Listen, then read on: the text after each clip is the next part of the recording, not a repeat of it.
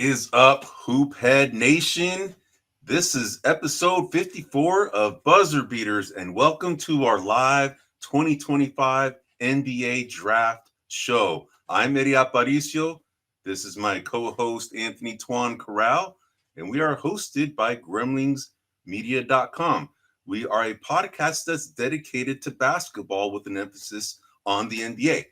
You can find us at GremlingsMedia.com. You can also find us at any popular podcast outlet you can think of, such as YouTube, Spotify, Google, Pandora, X, Facebook, you name it. Just punch us in, GremlingsMedia.com, Buzzer Beaters, Anthony Tuan Corral, William Del Pilar, whoever, man. Just go ahead and type us in and you'll find us, but just make sure you call it GremlingsMedia.com.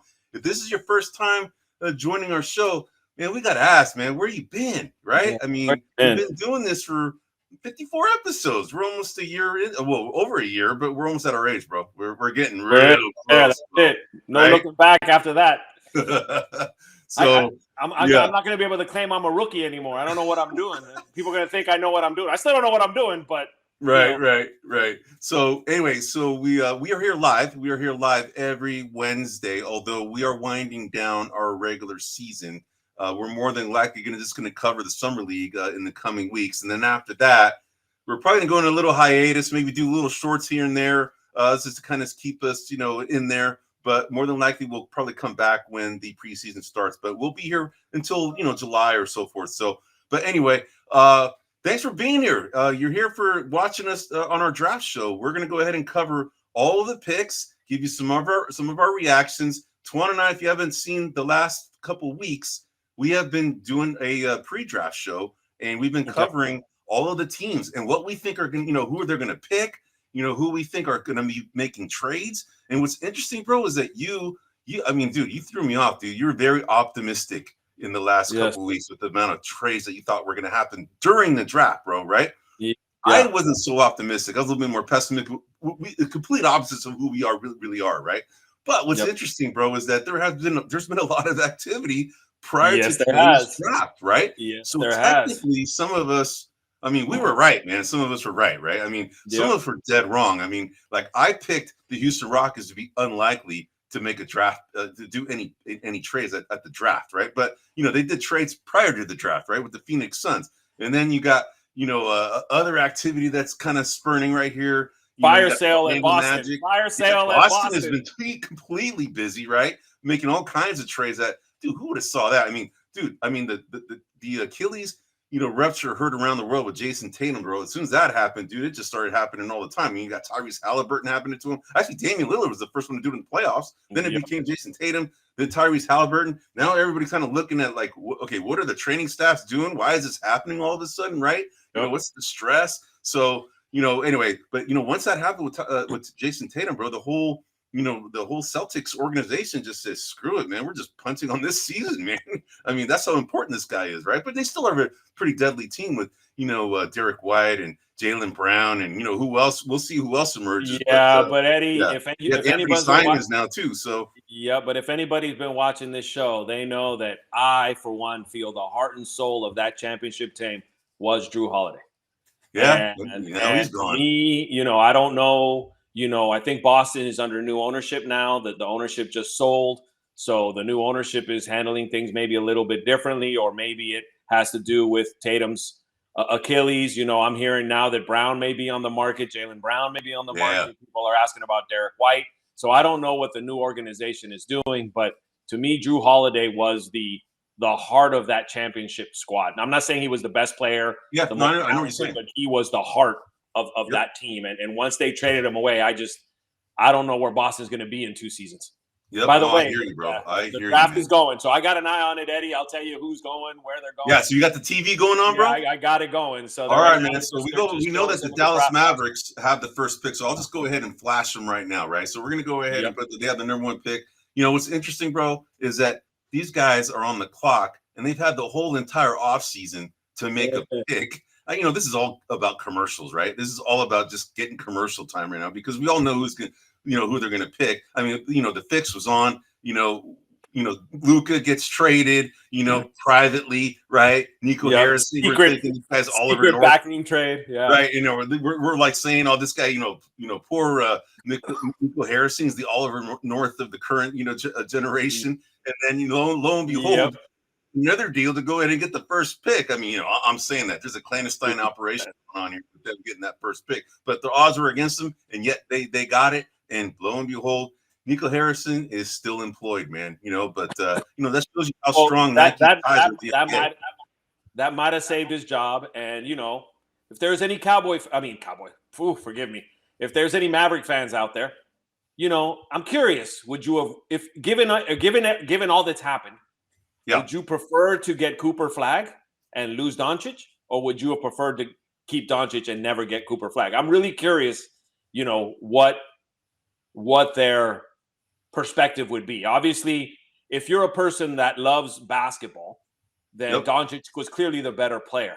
But if you're one that's into things like salary cap and flexibility of the team, which, by the way, the two teams in the championship, in Eddie and I's opinion, and mine in particular, were there because they had flexibility. They had depth in the bench. They weren't paying a particular player on that team a lot of money. Yeah. So that was part of the reason why those teams were there. And when Doncic would have got his 5-year supermax deal, which I don't know, I think it was going to be like $400 million plus, that would have severely limited who else they could get and what the bench would look like. With Cooper Flagg now, they have basically 5 years to build around Cooper, and Cooper's a talent. So in my opinion, from a salary cap perspective, they are in a much better place than they would be had they kept Doncic. From a talent perspective, and going deep into the playoffs, I think obviously Doncic is the better player right now. But again, for sure he is. Yeah, we need to see a season or two out of Flagg. He's a proven commodity, man, for sure. Yep.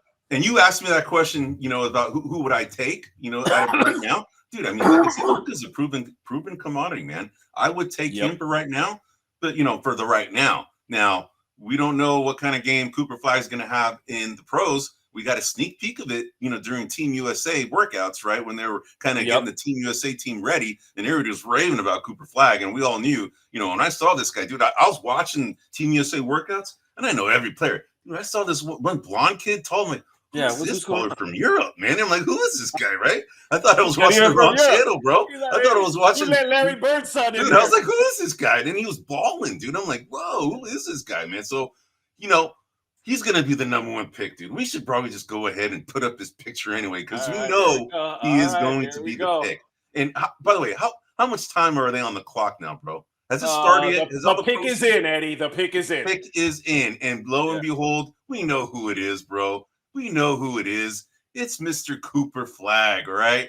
Look at that, man. This guy is going to be a baller. He's highly, regarded as someone that he compares to. I mean, there's a few comparisons that you hear about this guy. There's a lot of comparisons, right? Yeah. You're Andre Iguodala as far as the defensive presence that he has. Kawhi Leonard, I've heard. Kawhi Leonard, right? Yes. As a two-way player. That's huge, dude. I mean, you're being compared to Kawhi Leonard, who's going to be a future Hall of Famer. That's telling you the ceiling that this kid has.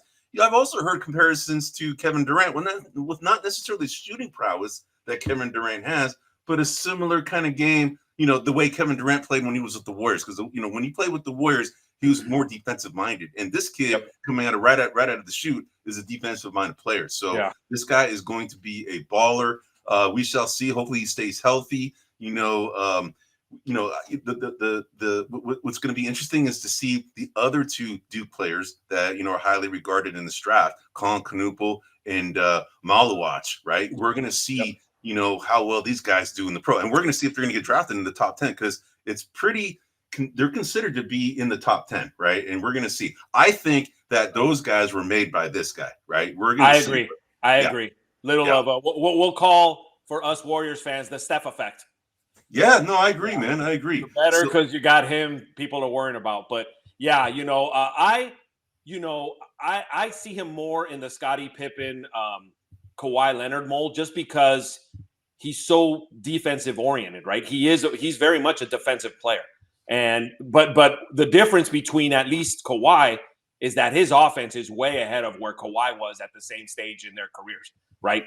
We got a message from Derpy Entertainment. Wouldn't it be funny if the Mavs fumble the bag? Yeah, that would be pretty classic. It would be. If Well, they we're do. about to find out. You and I already got We're going to find out, man. We're presuming, but we could have fumbled ourselves, and we'll see. But keep the yes. comments coming, people. That's why we're here for you, right? We're here for you, so you can go ahead and put comments, questions, whatever, man. We want to hear from you, all right? Yeah. So thanks for chiming in here, Derpy Entertainment.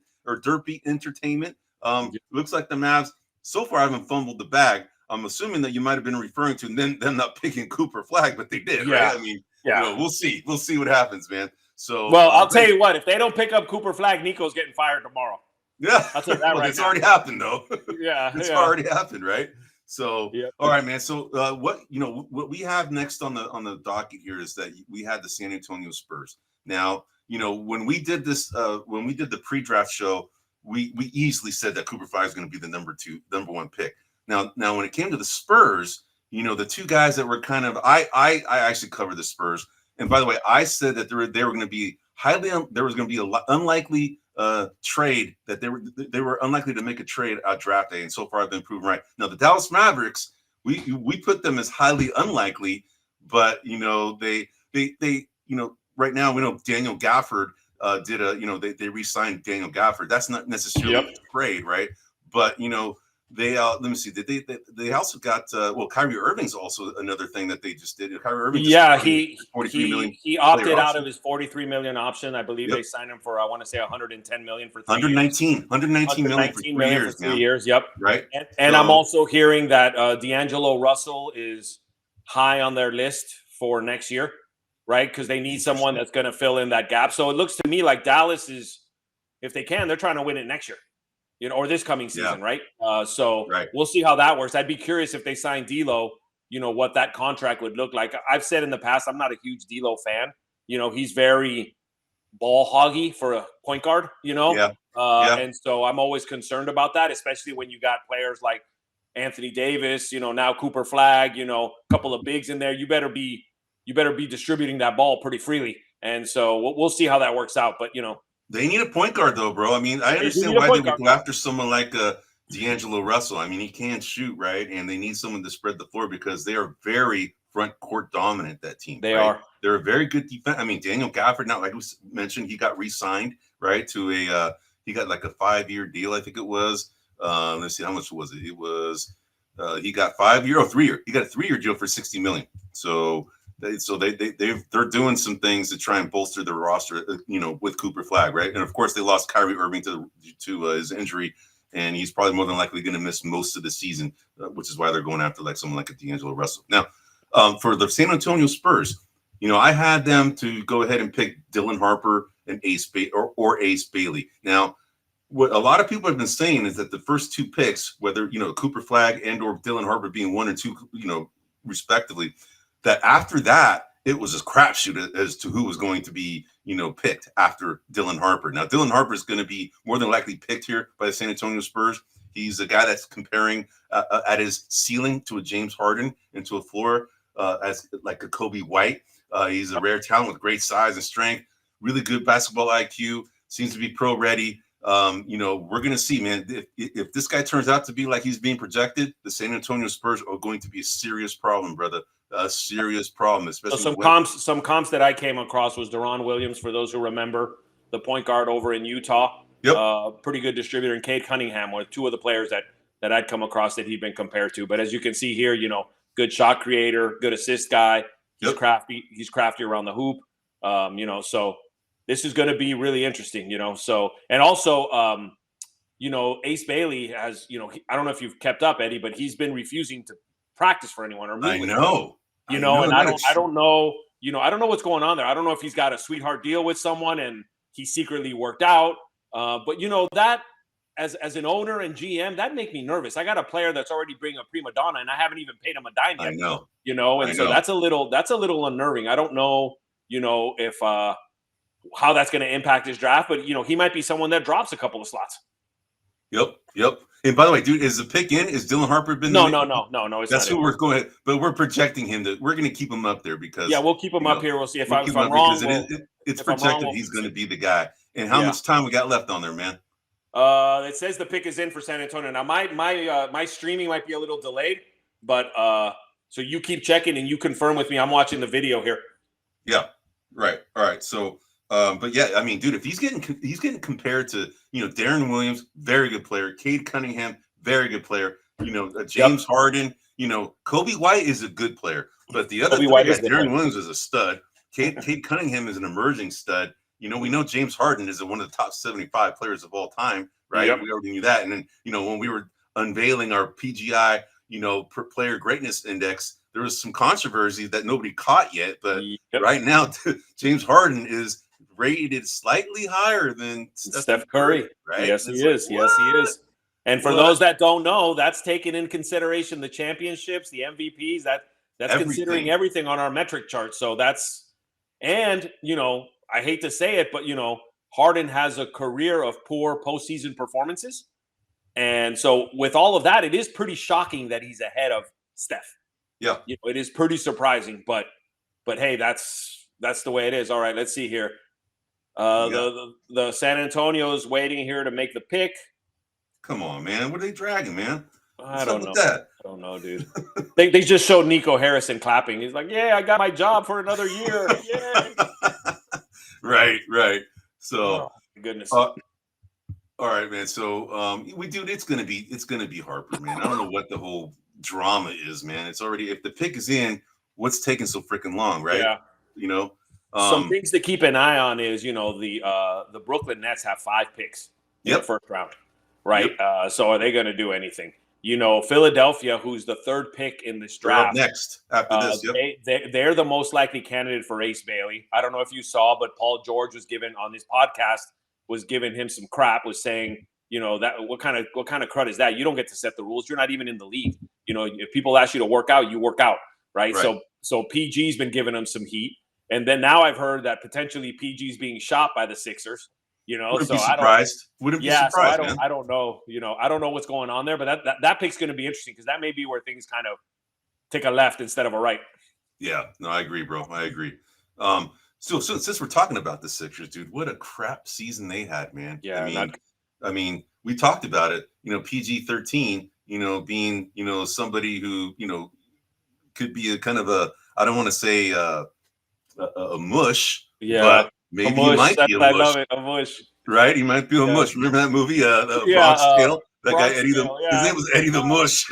Yeah, when he bet on the horses and he ripped up and he's like, why are you doing that? He may still win. He goes, the Mush bet on him. Forget it. Yeah. So that's PG-13, man. He's a mush. So Dylan Harper is in fact the next pick. All right, so it's official, man. Yes. All right, man. So that no question, Eddie. Does he start? Does he start on this team? I think so, man. I mean, because we don't. Okay, one thing we don't know. We know Chris Paul he's going to be a free agent. We know that. Whether he resigns, we don't know. But I think even if he resigns, he comes off the bench. You talking about Dylan Harper or no? I'm talking about Chris Paul. Chris Paul, Chris Paul, yeah. So you got De'Aaron Fox at the 1. De'Aaron Fox is the 1. You got this guy probably as the 2. But then you also have, Stephon Castle.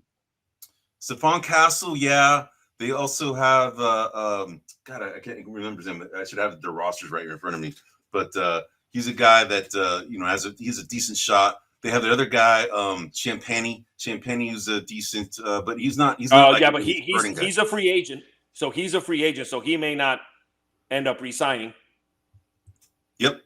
So but I'm just trying to think of who the guy was that from the Spurs that I'm thinking about because it's one of the guys that comes off the bench. He's actually a pretty good player. Well, they got Harrison Barnes there, right? Yep. They got De'Aaron Fox. We talked about. They got. Who are you thinking of? Let's see here. I'm not sure who Castle. I got to do it. I'm just going to go ahead and pull it up because I can't remember his name, man. He comes off the bench. He's actually a pretty good player. Keldon Johnson? No, not Keldon Johnson's not. He's more of a small forward type. But anyway. But they have. I think this guy's going to start. That's what I think. I think he's going to start. Yeah. Okay. Gotcha. So, yeah. So you think him, De'Aaron Fox, Stephon Castle, him, Wemby, and then who? HB, if they don't trade him. Yep. Right? If they don't trade him. Yep. If they don't trade him. So that's not a bad little squad right there, though. Dude, I mean, it's young and just dangerous. I mean, Wembanyama is he's a transcendent player, dude. I mean, this guy is going to be a stud. Devin Vassell. That's what I was thinking of. Devin Vassell. Okay. Yeah, or Vassell. However you say his last name is Vassell Vassell. That's the guy I was thinking about. So, but yeah, so now right now, so we before that, let's get back to the Sixers. So the Sixers are on the clock right now, right? Yep. So they had an abysmal year. We talked about PG-13 being, correct, the mush, right? Yep. And I wouldn't be surprised that, and then of course, Jared McCain, he gets hurt, right? And he misses almost the entire season. He was doing really well in the very beginning. And then you had Joel Embiid, who just had a really, really bad season, bro. Really bad season. And the Team USA thing, when he was playing for Team USA, he didn't fit in with that team, but he did play a little bit. But, a lot of people are thinking that that's probably what just sealed his fate for the regular season. He just kind of put all of his, what he had left in the tank for his basketball season in 2024 and 2025 in the Olympics, right? Because they haven't been the same since. So, but they have an emerging superstar in Tyrese Maxey, right? Tyrese Maxey is a player. That's a guy that you've noted that you really, really like. I really like him. He has a joy for the game, right? And him and McCain as a backcourt, I really like that backcourt. Right, I do too, man. And so these guys, what we had projected for them to go ahead and pick is that we went ahead and said that. I think this was the team that you covered, right? I think you said Ace Bailey or Trey Johnson. Those are the two. Is one of those two guys. You said that they needed a forward depth and health, right? Yep. So he would be forward depth, Ace Bailey. For sure. So who do you think? Who do you think out of these two they're going to take? Because you got Trey Johnson 6'4", you have Ace Bailey at 6'8". Correct. And then you got who I think is maybe the next best player behind Ace Bailey is VJ Edgecombe, but he's a guard. But they don't need another guard. Potentially being picked. Edgecombe is the guy that is being, widely discussed as being picked here. Correct, but they don't need another guard. Yeah. Dude, and for me, the Sixers are in the same place as the Pelicans, right? They got a leader of the team that's always hurt, is rarely available, and so they got to do something with Embiid. They got to do something with Embiid. I think we've seen the best of his game. It's already, the best years are. For me, I'd be curious if they go with a big. I'm trying to go down my chart here to see who's the kind of first center that they would kind of. It'd have to be Khaman, right? Maluach. Yeah, it would be Maluach, but that would be like Maluach, a total reach, man. I don't think. I mean, that's a reach, man. I think they're going to go Ace Bailey, bro. That's what I think they're going to go with. Just because this guy is a he's a wing, right? He's 6'9", 6'8", whatever way you want to look at him. He's being compared to someone like a Tracy McGrady, right? Now, a Tracy McGrady, that's pretty good, man, as a ceiling. Josh Smith as kind of the floor. Those are the comparisons I've seen. I don't know what site the comparisons I got here is Rudy Gay, Michael Porter Jr. type of player. I just think given the temperature of that locker room, bringing somebody in with the. By the way, is the pick in? By the way, no, it's not. I'm just. Oh, okay. Because when you put that up, it's making it look like he got picked. I'm just sharing. I'll take it back off. I just to me when if you're bringing in Ace Bailey, you're running a high risk of your locker room imploding. Right. I mean, that's a lot of. I think they're going to go with VJ Edgecombe. They don't need another guard, but I just think that's what they're going to go with. That's my call. Okay, that's interesting. Yeah, because the next best players are Trey Johnson and Edgecombe, right? Kind of in there. Don Knueppel, but I don't think they want him. That's a little high. This is a little high for him. And you and I have had conversations. You think he's overrated a little bit in this draft based on the fact that he played with Cooper Flagg. You've mentioned that, so we'll see. Yeah, the pick is in. We're gonna see. I'm going with Edgecombe. I don't think they're gonna take Bailey. I think they're gonna take Bailey, man. That's a big risk, dude. That's a big risk. Yeah, we'll see. By the way, I think that we're gonna need our producer Big John to go ahead and update the picks here because I was trying to do it as we talk, and I'm not very good at multitasking, bro. The older I get, the worse I get at it, bro. Yeah. So, Big John, if you're hearing me, man, I'm gonna go ahead and ask for your help to go ahead and enter the picks as they happen, because I thought, the Twan and Eddie show could do everything, and I don't think we're gonna be able to do everything, bro. All right, here comes the pick, Eddie. All right, man. Let's see. Let's see who they say. Okay, so bro, I'm gonna say Ace Bailey. You're gonna say Edgecombe. And they took Edgecombe. Oh, they took Edgecombe. I was gonna say this. We're gonna go ahead and bet a lunch on that, dude. Good, I win. All right. I think this is the safer pick from a personality or locker room fit. But now what are they going to do? They got 3 guards. They're going to have a 3-headed monster here. Somebody's not going to start at this point. It'd be Edgecombe, right? I don't think McCain or I know the point guard there isn't going to sit. So we'll see. But we shall see, man. I mean, I don't know, man. I mean, if this guy's another point guard, they already have De'Aaron Fox. Not De'Aaron. Not De'Aaron. No, sorry. I'm thinking of yeah. No, I'm thinking of Maxey. Sorry. Yeah, Tyrese Maxey. Yep. Tyrese Maxey. I'm looking at San Antonio Spurs. Yeah, Tyrese Maxey. So yeah. So this guy's compared to Victor Oladipo, who was a really good player. Christian Braun. Yep. Yeah, he's a 3-point shooter, which is good. Especially, what's interesting if they're looking to move Paul George, this could signify that type of move. Maybe get a shorter small forward, so you have a starting 3 of Maxey, McCain, and him. Yep. It's kind of the 3. But we'll see. This is it's too risky, Eddie. It's too risky for them to go with Ace Bailey. I don't know, man. Yeah, at this point, you kind of sometimes go with the best available player, and but you've seen Ace Bailey kind of slip right now. You're seeing his his stock kind of slip a little bit for whatever reason. We don't know. Well, I think it's because he's not taking I don't any. know the reason. Yeah. He's just refusing to work out for anyone or meet with anyone, and so I don't know. Like I said, does he have a backroom deal? Is he just a pain in the butt? What's the overall reason? So I'm not sure, but to me, just given that unknown, I think I'd rather pass on Ace Bailey. It wasn't such a big difference between these two that you want to risk that attitude. Yeah, I hear you, bro. All right, that's a good call. So we got the Charlotte Hornets now next. The Charlotte Hornets. Yep. Oh, so you're doing the who's doing that? Are you doing the names underneath the No, Big John is now. Oh, Big John's doing that. John's taking care of us. So Big John, if you're hearing me, bro, see that ticker that we got on the bottom? That's the one I need to get updated, bro. So if you can go ahead and put the name of the player as well as the school that they're from and the position, that would be awesome. Not on the captions that we have, but on the ticker on the bottom, bro. I'm doing it, but it's hard for me to multitask. Like I said, the older we get, the worse we're at it, bro. But anyway, so we have the Charlotte Hornets that are on the clock now. Now the Charlotte Hornets, as far as we said that they were unlikely to make a trade. So they have 3 picks in the draft. They have 1 here at number 4, and they have 2 in the second round, which we're not going to cover today, but we'll cover tomorrow. 15th seed, they were 19-63. What we said is they needed more defensive-minded players, right? Because these guys are very offensive-minded.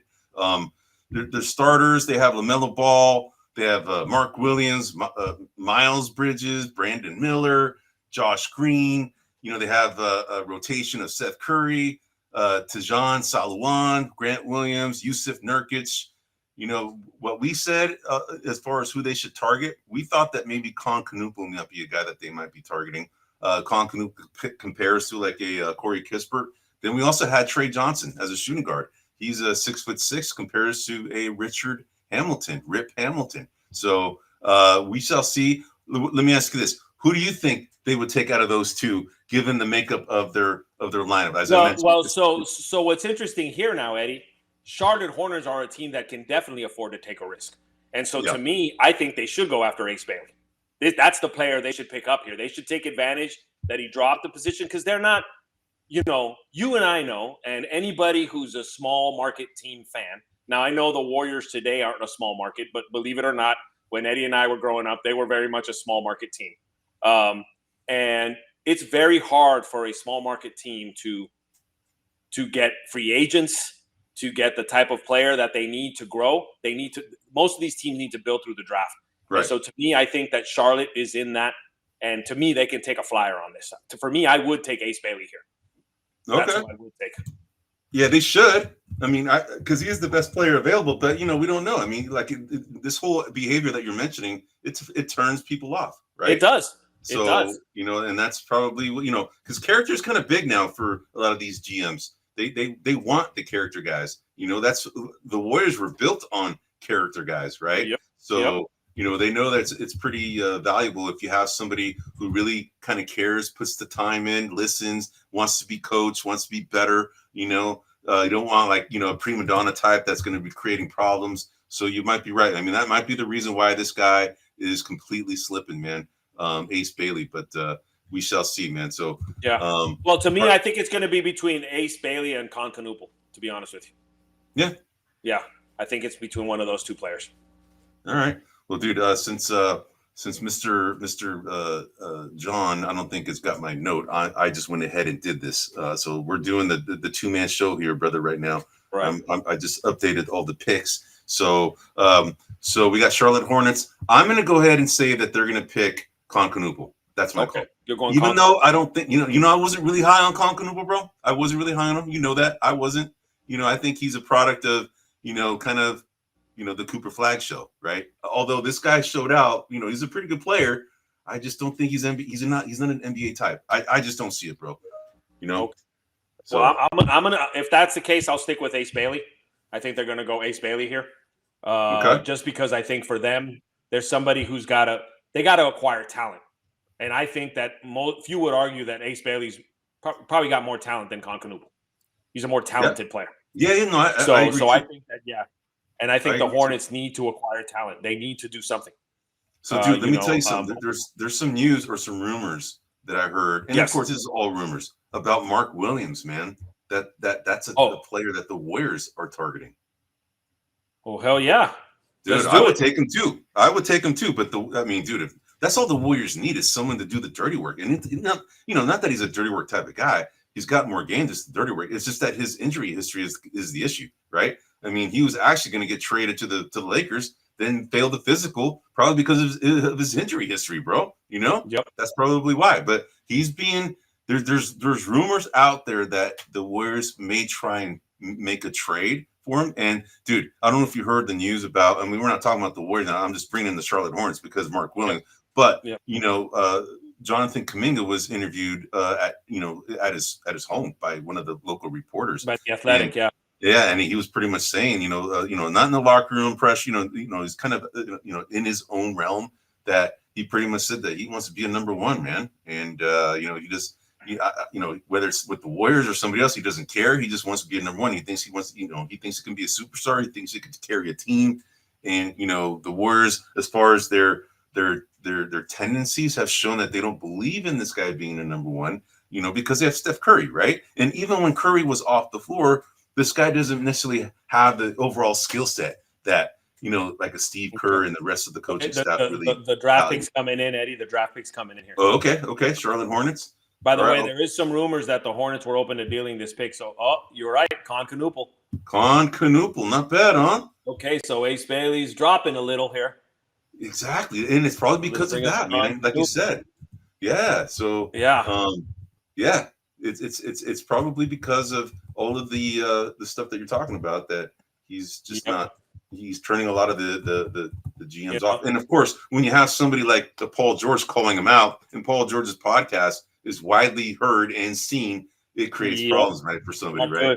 Not good. But if I'm the GM, I'm probably taking a flyer on Ace Bailey just because I think he's more talented.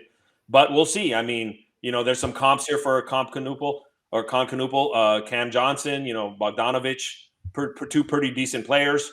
But we'll see how this ends up turning out. I think that Charlotte's a team that needs to take a little bit more risk just because of where they're at. They've been a pretty crappy team for a long time. And I know. And we were talking about that with JJ, we were talking about, with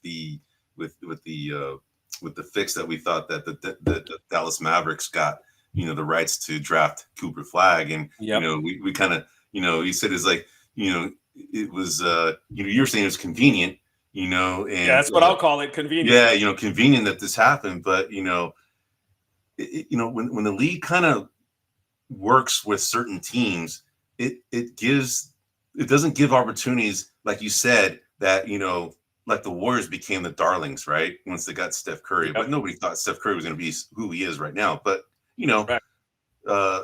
If they get someone like a Cooper Flagg, right, and have the rights to draft a Cooper Flagg, that changes things. That changes their trajectory. And they were essentially not given the opportunity to be a future darling of the NBA because they just are never really getting that player. Now LaMelo Ball, he was a lottery pick. The thing is that he's always getting hurt, right? Correct. And there's rumors about maybe them, the Charlotte Hornets dealing a LaMelo Ball, because he's always hurt, bro. Right? They have a good player in Brandon Miller. That dude's a good player. He got injured, unfortunately. Miles Bridges is a good offensive player. Defensively, he's a little bit all over the place. We'll see with Collin Knueppel. I mean, Collin Knueppel plays the same. He's a shooting guard type, right? Kind of a bigger player. He's 219, 220 pounds. By the way, dude, doesn't he look like Mike Dunleavy when he played? He does look a little like. He looks like Mike Dunleavy a lot. Yeah. I was just looking at that. I was like, man, did they Photoshop Mike Dunleavy's face there, bro? But yeah, he's got that red kid. white going on. What was that? He's got that red white. He's white, but he looks red, like from. Yeah. He's been sitting in the sun too much, and he can't tan, man. He just doesn't have the what do you call it, melanin to be able to. Exactly.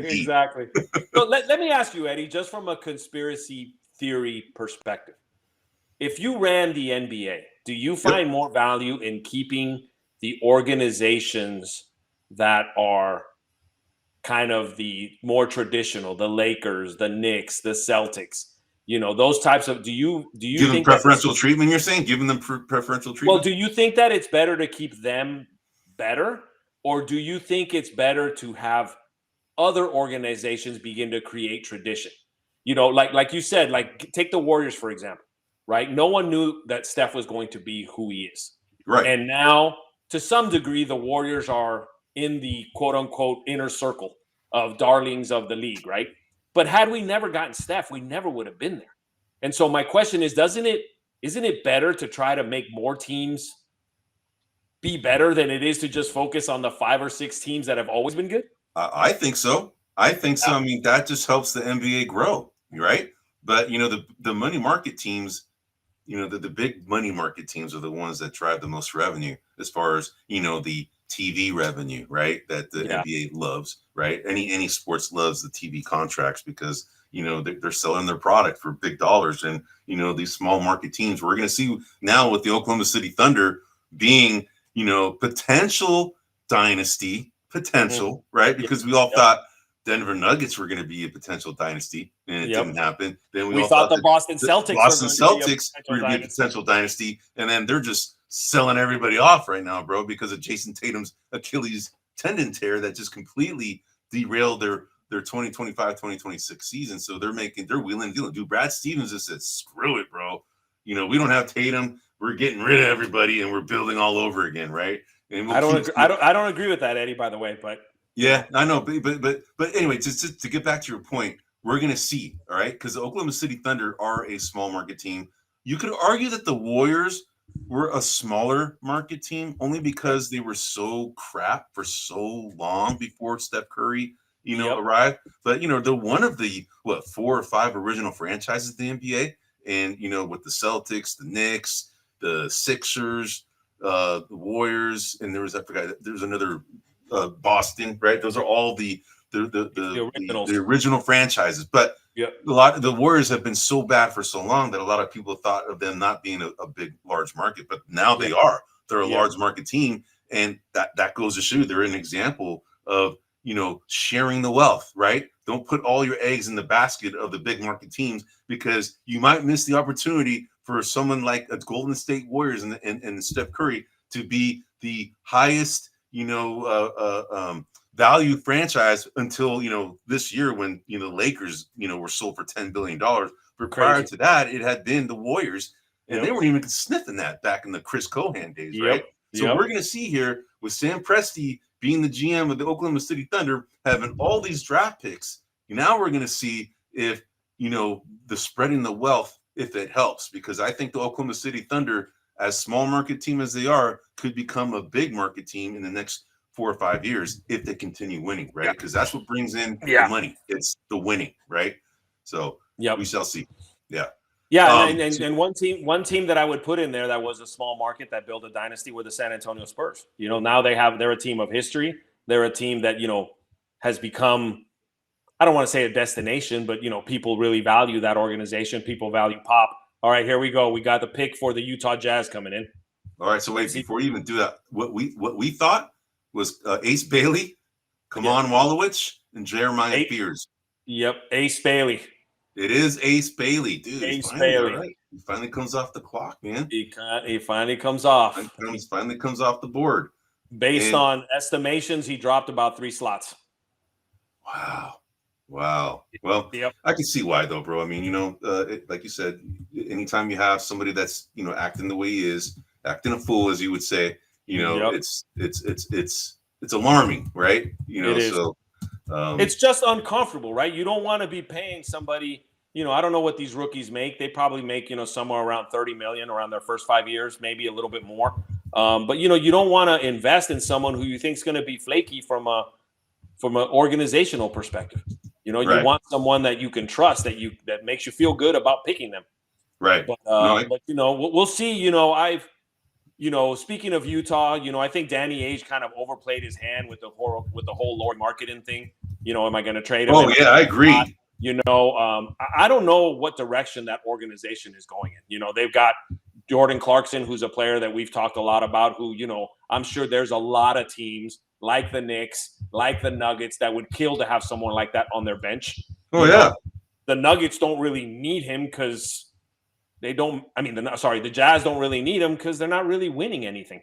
So it's going to be curious to see what they do with this pick.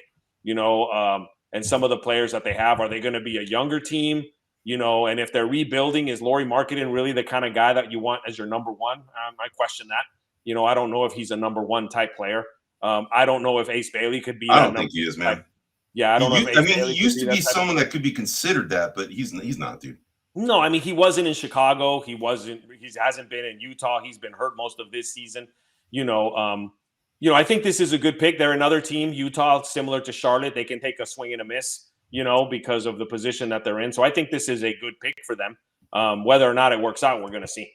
Yeah, and I agree with you, bro. I'm just typing in these things as you keep talking, man. I'm almost there. So keep it flowing, bro. I'm almost there. Absolutely. That's why we need maybe Big John to do this, but I'm managing right now. Yeah, no, all good. You know, so next, in terms of just my overall kind of ranking, I think Trey Johnson would be most likely the next pick. Yeah, that's what a lot of people are predicting right now. So that he's going to be Washington's on the board. You know, they did a move, which, to be honest, I'm not sure I understood the move from either side. They traded Jordan Poole for not DeMar DeRozan. What's the off guard from Portland? McCollum. CJ McCollum. They did a trade.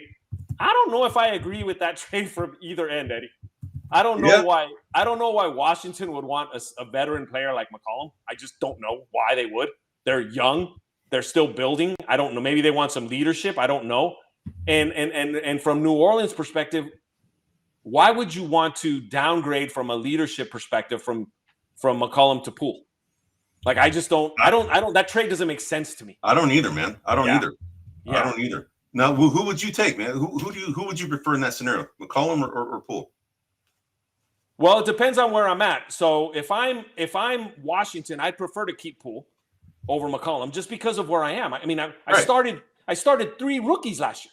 Right. You know, like what am I doing, right? And so, but if you're asking me just on straight talent, I would rather have McCollum than Poole. Yeah, but Poole, dude. I mean, if he's in the right situation, he could be a really good player. I mean, we've already seen that, right? I understand, and you're right, Eddie. But that's the reason I'm taking McCollum, because McCollum is the kind of player that can make any situation right. With Jordan, you got to build it. More of a leader. Right. Yeah, he's more of a leader type. Build it to be right, and that's going to be hard, right? I mean, you know, obviously, you know, I don't know if you saw, but there's been some news breaks about, you know, like what he actually said to Draymond Green. You know. Oh, really? He was. I didn't see this. Yeah, you know, he was talking about his wife or something. I don't remember. But, dude, that's fighting words. Yeah, bro. yeah. And so, you know, he's kind of a joker and, he didn't take things seriously. So I don't know. Maybe he's matured since then, and again, all of this is speculation. I'm not saying he did or didn't. I don't know. But you're bringing this guy over to a team that, who's your leader there? Zion, who plays maybe 50% of the games, maybe, so I don't know. I just don't see the value in that trade for New Orleans. And for Washington, why are you getting older? Like, why? Yeah. No, I agree with you, man. I mean, I don't know. It doesn't make sense because they're nowhere near, it might be just more, because, when we were doing their analysis, their salary cap situation was horrible, bro. Yeah. I mean, they New were Orleans, their salary cap was, let me see if I have it right here. They were at 96.5 million over the cap, and they were 30th net rating in the league. And it just looked horrible, right? And what we're saying, before the draft is that this team needs an identity, a complete overhaul, and maybe bringing in someone like a CJ McCollum, a savvy vet, kind of maybe starts bringing this organization back where they should be. Because right now they were just, they have Chris Middleton, who essentially just, picked up his player option. So now they have Chris Middleton and CJ McCollum, who are both savvy vets, right? So as far as their team, they have Bub Carrington, Keyshawn George. They also have Alex Sarr. Those are the 3 draft picks that they did last year. They have Malcolm Brogdon, right? So they have Bilal Coulibaly, Justin Champagny, Jonas Valanciunas, Corey Kispert. I mean, they got some veterans already. They have some veterans already. Yeah, I mean, so maybe that's what they're just. I don't know. Is CJ McCollum is better, but he is older. Jordan Poole just might, maybe might be in a better position now going with the New Orleans Pelicans, right? The Pelicans. They were just decimated by injuries last year, right? They got injured left and right, bro. So, but real quick, before the Washington Wizards, what we said as far as their picks, we said Knueppel might be coming here, right? But he's already been picked. The next guy we picked was Khaman Maluach. That's another guy that we thought would be a good pick for him. Okay. So those are the only 2 guys that we put here. If I were to go ahead and pick, of course, we can't pick between Knueppel and Khaman Maluach, but it could be Trey Johnson. It could be him. But Khaman Maluach might be a better fit. But they already have Jonas Valanciunas. They already have Alex Sarr.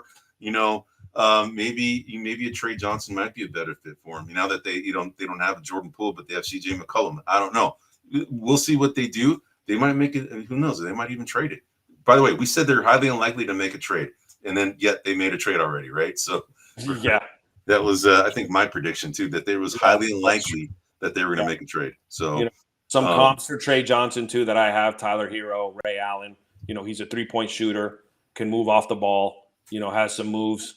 And then Maluach, obviously, he's a big man, and his comps have been like Rudy Gobert, Mitchell Robinson. He's more of a defender than he is an offensive threat. He's a lob threat, but he's 7'1", so he should be a lob threat. Yeah. I think it's down to one of those 2 players.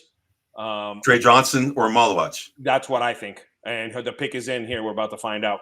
All right. So the other guy is Jeremiah Fears. Yes, Jeremiah Fears. They already have point guards, right? I mean, Trey Johnson. It's Trey Johnson. Yep, it's Trey Johnson. All right. Well, there we go. So here's Trey Johnson out of Texas, 6'5". Right As I mentioned earlier, his comps are Tyler Hero, Ray Allen. That's pretty much shooters, straight up shooters. I guess if you look at it, potentially an upgrade from Jordan Poole to this guy, potentially taller player. Obviously Jordan Poole's an established NBA talent, has been doing it for multiple years now. So we'll see. There you go, man. I'm going to go ahead and update this ticker on the bottom here. As you're talking here, so we got next on the clock after that. Now that Washington is New Orleans Pelicans. New Orleans Pelicans. Funny that they made a trade, right, and they're right back to back on each other. I know, man. Isn't that true? Yeah. So let me see. We have Trey Johnson. All right, so that's the out of Wizards. Texas. Yep. Wizards. Trey Johnson. I'm not going to go ahead and put the school. Don't. Yeah, I'm just going to go ahead and do that and moving on, right? So, all right, so we got it, and away we go. All right, so let me ask you this. Now we're on to the Pelicans. Now, yes, this team was completely decimated by injuries, bro. completely. Yep. And one of the things that this was a team that I had covered. I said that, this team needed a new trainer big time because they had so many guys that were getting hurt. Trey Murphy, DeJounte Murray, CJ McCollum, Zion Williamson. Dude, it's like their whole freaking team got like injured like within weeks, right? So, but when you look at their team on paper, DeJounte Murray, now you have Jordan Poole, you have Trey Murphy, you have Zion Williamson, you have Yves Missy as their had himself center. a good season. You have Herb Jones, right? Highly coveted Bruce Brown, right? Yep. Antonio Reeves, who was also drafted last year. Then you have Kelly Olynyk. Okay. You look at this team, dude, they're pretty formidable if they stay healthy, man. I mean, that's a pretty good squad. Olynyk was part of the trade, Eddie, because they got Sadiq Bey and Poole, and I think Washington got Olynyk and CJ McCollum, I think. Okay. Well, yeah, I think that was part of the pick. But you're right. They've got a decent squad on paper. It's just, to me, the linchpin is Zion. Dude, yeah, big time, man, big time. So but let me ask. So what would you do? Would you if you were them at this? So they have the 23rd pick after the 7th pick. Do they make a trade here to go ahead and move it and get somebody? I mean, because they're not that far. I mean, realistically, they're a decent team if they're healthy, right? Yeah. They have good players, man. That's what's. The only thing that they miss is health, really. And they got maybe a defensive guy. Other than that, Trey Maluach is someone you could, if you want. They have Yves Missy, so there's a little bit of a log jam there. Yeah, but one could back up the other. Depending on situations. So, yeah, I'm looking at it. Interestingly enough, Jeremiah Fears is someone. A comp is Jordan Poole. I don't think you want 2 Jordan Pooles. I'm kind of going down the line here. It's Carter Bryant is another player that could potentially be there. What's funny is one of his comps is Trey Murphy III. That's yet another player that's on this squad. Yeah, so like the next 2 people that I have kind of listed as potential prospects, they already have those players on their team, right? And then we get to Kasparas, right? And so he's kind of a Spencer Jakucionis, yeah. Jakucionis. But then you have Derik Queen, bro. Derik Queen. Correct, but he's like, in terms of the way that I've got him ranked lower. Yeah, at least a little. He's kind of right around here, man. Carter Bryant, I had actually lower than Derik Queen. Did you? Yeah. Yeah. So I'm thinking they might go with Maluach. I think that's not a bad call. I think that's a good safe pick, honestly, because he's a defensive presence. Yves Missy is also a very defensive-minded center. It may not, it's not a bad idea to have both those guys, one back up the other. Maybe sometimes you go ahead and have them both in. Of course, you're limited on offense if you do that. But, it's not a bad idea to have a similar player as a backup to the starter. And that's kind of what you have here. Although Maluach is a bigger version of Yves Missy, but a similar kind of presence. Yeah, they are a similar kind of impact to the team. So, Dallas is doing it with Lively and Gafford, right? They've got similar type players. Yeah, Lively, Gafford, Davis. Yeah. And so I think this is the safe pick. It's a good pick. If they want to trade it, they'll get value for it. If they want to trade Yves Missy, they would get some value. From a defensive perspective, if they're trying to take a risk and potentially trade Zion, from a defensive perspective, they're covered. In that sense. So So hard to say, but I'm thinking Maluach is the right. So we have in our pre-draft show, we had Khaman Maluach, Carter Bryant out of Arizona. He compared to TJ Warren. We had Derik Queen, power forward, 6'10", 248, compares to Wendell Carter. All right. So, but I agree with you. I think Khaman Maluach is the right pick, unless there's some kind of a trade going on. But right now the pick is in, so we've got the pick.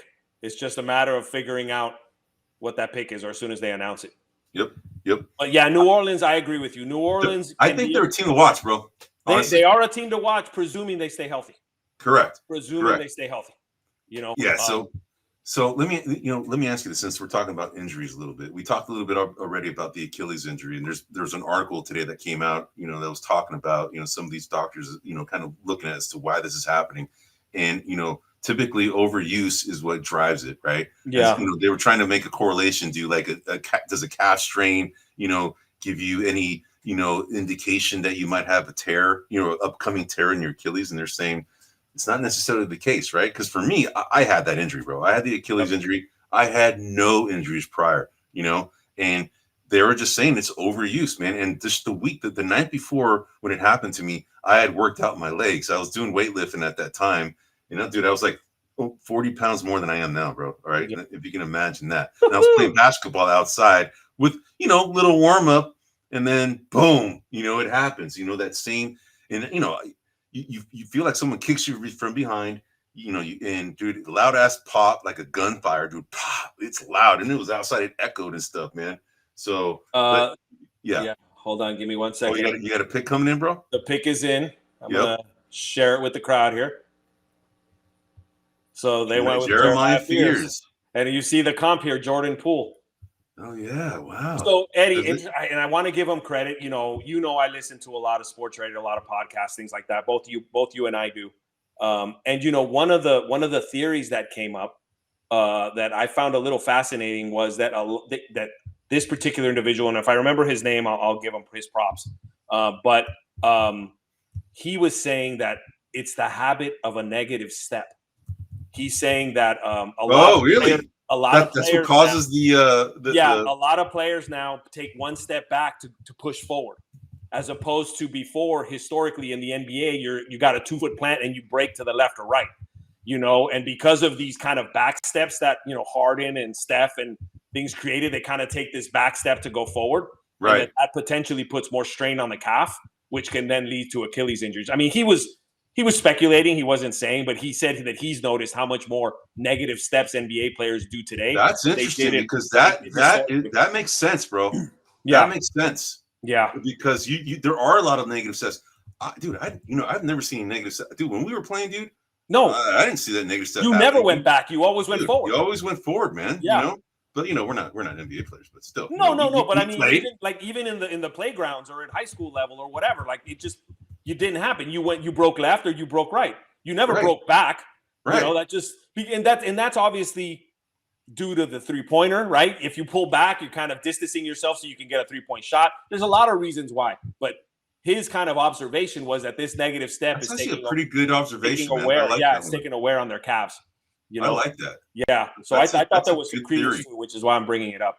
Because that's exactly what happened with Tyrese Halliburton, bro. Yeah. When it happened to him, the exact same thing. He took a negative and then did a big long stride and it's a big freaking load on that tendon and boom. And you saw the vibration, dude. I saw it as soon as it happened. I'm like, oh, because he went down, sort of slammed his arms on the, he was just like, no. And then showing the replays and you see that vibration, just like what happened with Kevin Durant. That vibration. You see it, Oh yeah, you see it, bro. Yeah. So I felt so bad. Like that took the whole. Dude, it did, and even the Thunder crowd was deflated, because they wanted to see, Yeah, it totally sucks, man. And the Pacers, that's that complete, dude. The East now is wide open, bro. Wide open. If I'm Cleveland, dude, I'm like licking my lips right now, dude. But what also happens? What also happens now? I think the Milwaukee Bucks, they're not, there's all talk about Giannis maybe wanting to make a move elsewhere.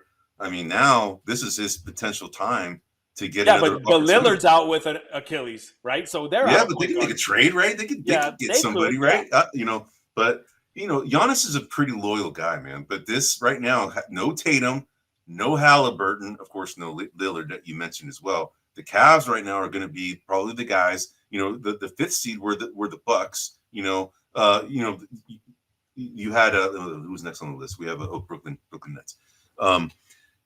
So the East completely, it's anybody's ball game now, bro. I mean, those injuries opened up the door big time for some of these teams, right? So so who do you think is going to emerge out of the teams in the East? Remind me what we talked about for Brooklyn's needs. You have. Sorry. Let me go ahead and do that first. So Brooklyn Nets, we went ahead, and by the way, this was, I think, a team that you covered. And you said it was highly likely they're going to make a draft day trade, and you were right. They made a trade before the draft, so you were technically right here, bro. Yep. So they have the 8th, 19th, 26th, 27th, and 36th pick, as you mentioned, that 5 picks. Yep. Ross Jennings, point guard. shooting, wing, defense. So shooting and then wing defense. So Okay. point guard, shooting, wing defense, front court. That's a lot, bro. That's the entire team that you need, bro. Yep. It's essentially pressing the reset button, man. So, but as far as guys that we said that they should go ahead and target, Jeremiah Fears already off the board. Gone. And we had Derek Queen, 6'9" Yep. out of Maryland. We had him as another guy at number 8. Now, I would say that probably it's going to be Derek Queen. I mean, if you say that, if we look at it, but they have a lot of needs, right? Yeah. If they need 3-point shooting, Kasparas, Jakucionis would be one. Okay. Liam McNeely would be another. Those are two kind of marksmen that they could go after. Another one that would be interesting, it's a little bit of a stretch. He plays, he's got a good basketball IQ. He's a 3-point guy. Is Jayson Richardson. Oh, yeah, Jayson Richardson's kid. Yeah. I mean, they're lower on the prospect. They're lower on the draft board. They are lower on the draft board, but these are players that might fit that need. In terms of, like, the way I got talent, Maluach would be – I think Maluach might be the guy, man, honestly, because they do need a – I mean, they have who is there? The center. They just re-signed him last year to a 5-year. I can see his face. I just don't remember it. And I don't have the notes of who he is. I'll but find anyway, so they have a pretty good starting center, and you can't have the centers have come back, bro. So you can't have they're a premium right now. So I think Khaman Maluach would be a guy that they should target, man. Nick Claxton, right? Claxton, that's it. Yeah. Nick Claxton. Yeah. I can see his face. I just can't remember his name. Yeah. But Claxton, we already have him. And they have Khaman Maluach would be a good backup to Nick Claxton and vice versa, right? Depending on the emergence of that guy. I think that wouldn't be a bad pick to go ahead and go with. So I'm gonna swing with Carter Bryant. I think they might go with Carter Bryant here. Carter Bryant out of Arizona. He compares to T.J. Warren, bro. So we shall see. I got some comparisons with him for Trey Murphy and Jeff Green. And so it's not bad, man. I mean, yeah. Right? I mean, those are all good picks. I mean, especially because you called out a lot of different needs that this team needs. Essentially, you named everything, bro. You have point guard. They need everything. Wing defense, front court. They need everything, bro. Right? So it could be anybody's ballgame. What surprises me, though, bro, is that no trades have been made yet. Nothing yet. Nothing yet, right? And correct. There was a lot of talk that after the first 2 picks, it was a crapshoot. You couldn't tell who was going to be picked in what order because there was a lot of calls being made. The pick is in. Oh, the pick is in. Let's see. I'm saying, come on, Maluach, bro. Okay, all right, and I'll go with Carter Bryant. Okay. And they went with Igor Demon. What? Yeah. All right, I got to find him here now. Igor Denim. All right. Well, I had him a little further down. Oh, but dude, that's a reach, bro. A little bit. Let me hold on. Let me move him up the chart here. So you can find him, dude. I mean, I got to figure out how to spell his name, because I got him. I'll help your cause here in 1 second. Yep, no, I got it. All right, here we go. Igor Demon. All right. Out of BYU. Sorry for the small print. Had to try to get everything to fit in there. Josh Giddey, Anthony Black are the comps. High basketball IQ. He's a Swiss Army knife when it comes to, kind of what he does. He moves well off the ball. It's not a poor pick.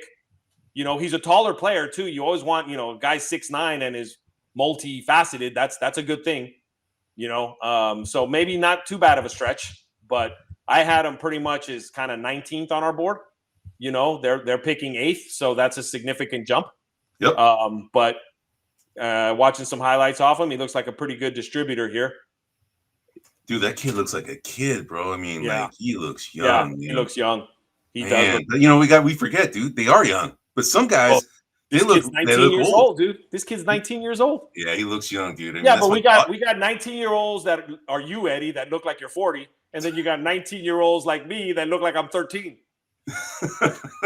Now we both look old. It doesn't matter now. Yeah. Although I hide it better now without my freaking gray beard on the side, bro. I mean, you can see right here. I'm starting to get it right here, bro. Right? You can see it. I don't know if you can see it. I'm in there, but my beard, I just let it go. I'm going straight Santa Claus as soon as I can.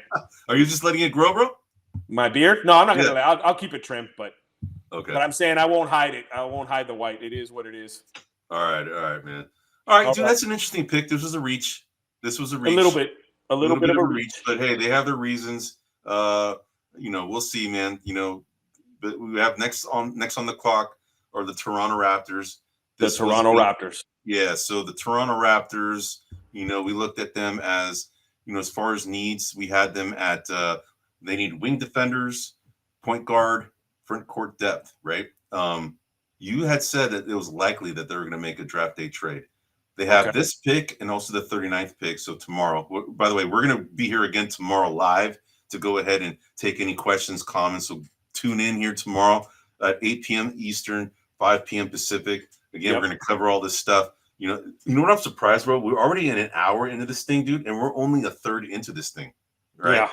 That means we are going to be like talking maybe 3,000, 4,000 words today, bro. Over this time, it's a lot, bro.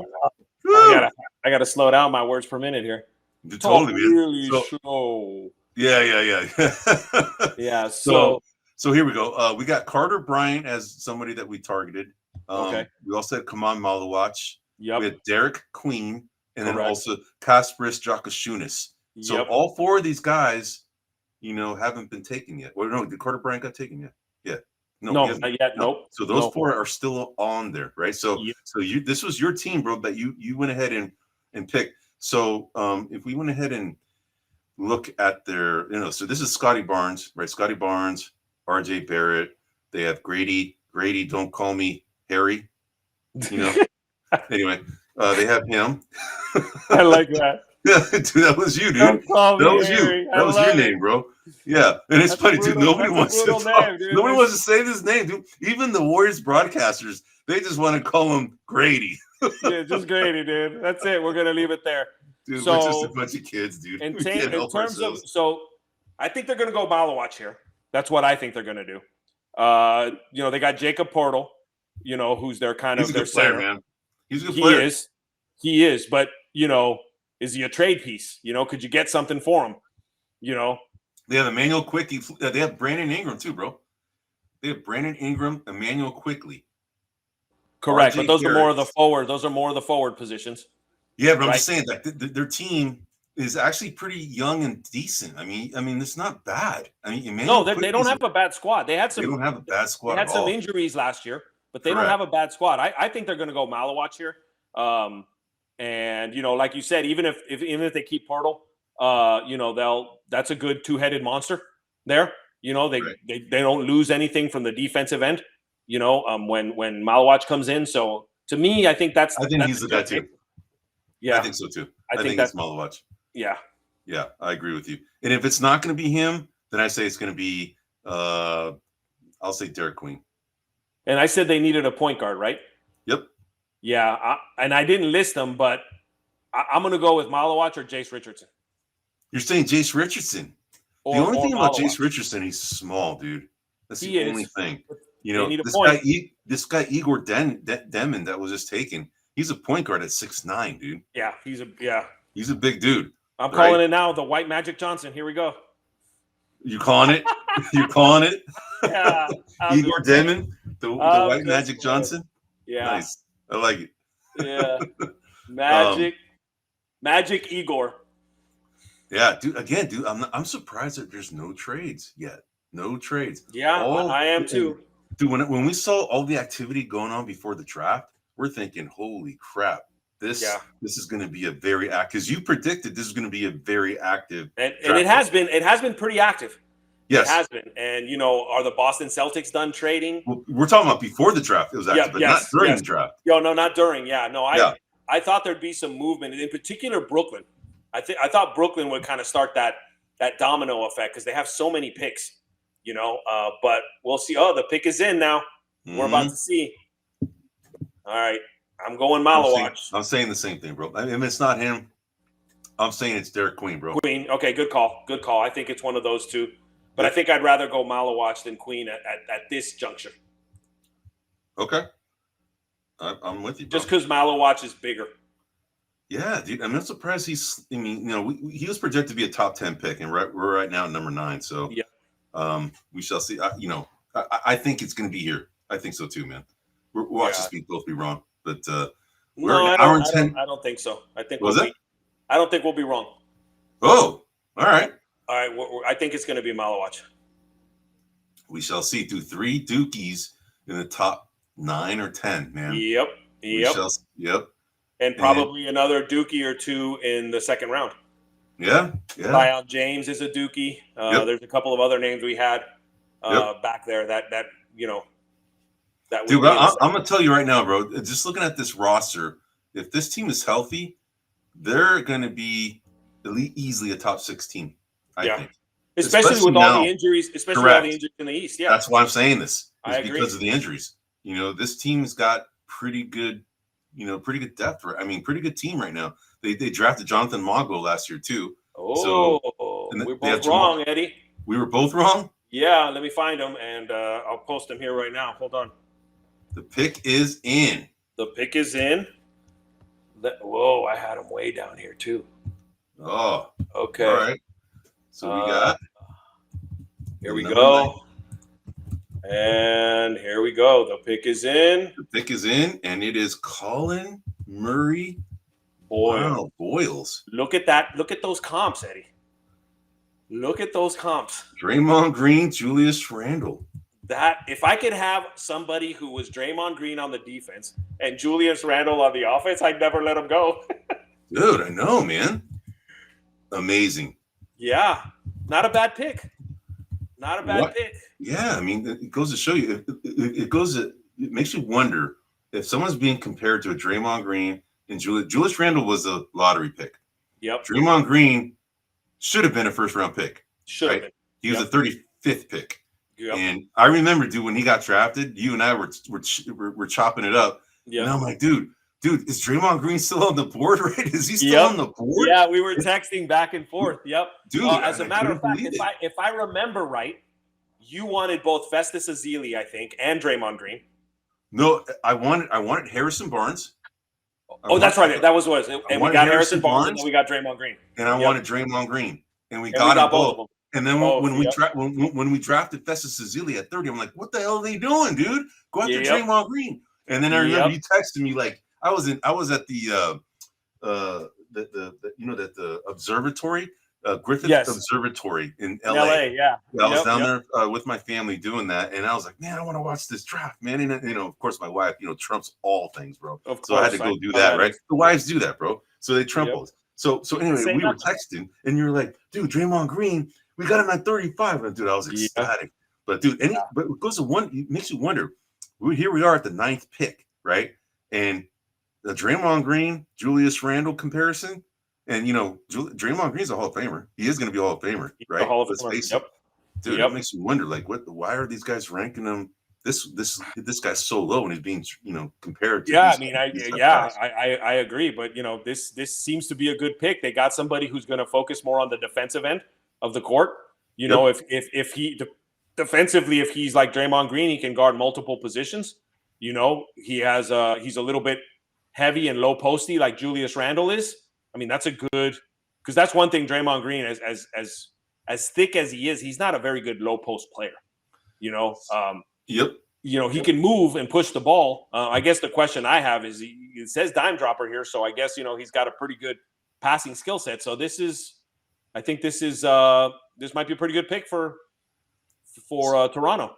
So the comparisons that the site that I was using said was Draymond light, like he was Draymond light. Then they said Gershon Yabusele. Played for the Sixers this year. He was drafted by the Celtics. So that's what they had as him as a comparison. Okay. So, all right, man. So now we have the Houston Rockets. The Houston Rockets right now. Now this came from the Suns via the Nets. Now the Rockets, let me see. We went ahead and put them at 10. So they were 98.1 million over the cap. We said they were highly unlikely to do a draft trade. Now, of course, this was the team that I went ahead and covered, and I was dead wrong because they did make already a trade before the draft and getting Kevin Durant. Now, dude, which we probably were talking changes about the needs too. It probably changes the needs that you. it put does, under. man, because the need that we said. So here's what we said: we said they needed one veteran shooting one starter who's a veteran shooter. They probably got the best one. Check. Right? And then I said one bench shooter, right? That might be coming in this draft or maybe some trade, right? Now, they're probably going to make some. I mean, they have like a couple of expensive bench players in Jeff Green and Jayson Tate. Right there, you're looking at about $27 million freed up if you get rid of if you just let these guys go, right? But we said that a guy like a DeAnthony Melton, Malik Beasley, Luke Kennard, Gary Trent, these guys are all free agents. This would be the bench shooter that they can get, right? So, right now they're sitting pretty. We both said that this team was completely dangerous, and we saw that against the Warriors. In the playoffs, that this team just couldn't shoot. But if they could shoot, dude, the Warriors would have been done, dude. And now they are scary, bro. They are a scary team now, man. Eddie, you know what's kind of making me nervous here? Was it? If they decide to take Maluach or Queen. Well, we said Carter Bryant. Yep. And this is because we thought Maluach would be gone by now, right? Yes. And then another guy that we picked was Nolan Traore. He's a point guard out of France.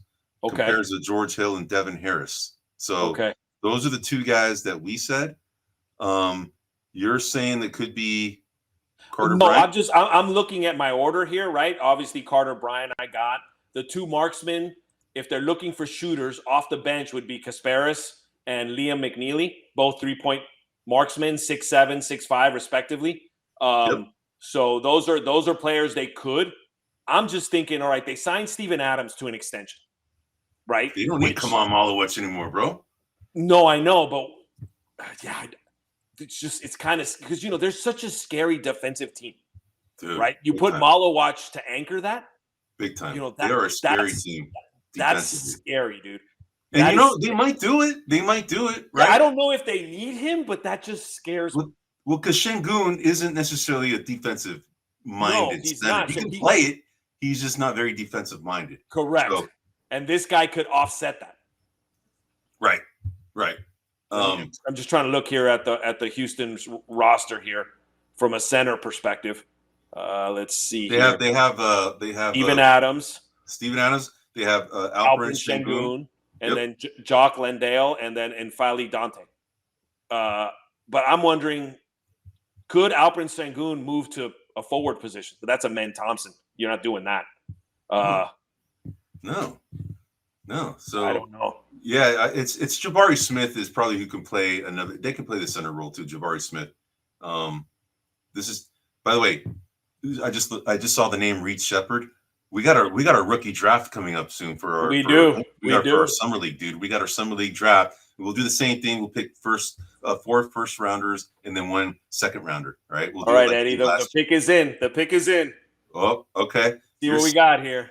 You're saying who? You're going to say Carter? I'm saying Maluach. Yeah. Oh, Jesus Christ. Carter Bryant. They already made their pick? They did. You already know who it is? Yes, I'm about to post it. Oh, all right. Let's keep everybody in suspense, man. All right. Oh, boy. Eddie, I'm scared. Come on, Maluach, dude. Wow. Eddie, this is scary now. This is freaking scary. I mean, this screams what these guys are all about, bro. Right? It screams what they're all about. Yep. So. This is scary.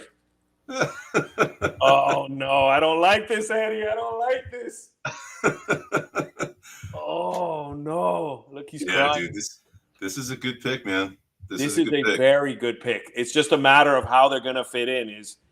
Are they going to start him? Is he playing next to Şengün and then Adams comes in as relief, which is going to be freaky as hell? No one's going to be able to score inside, like at all on this team. No, I know.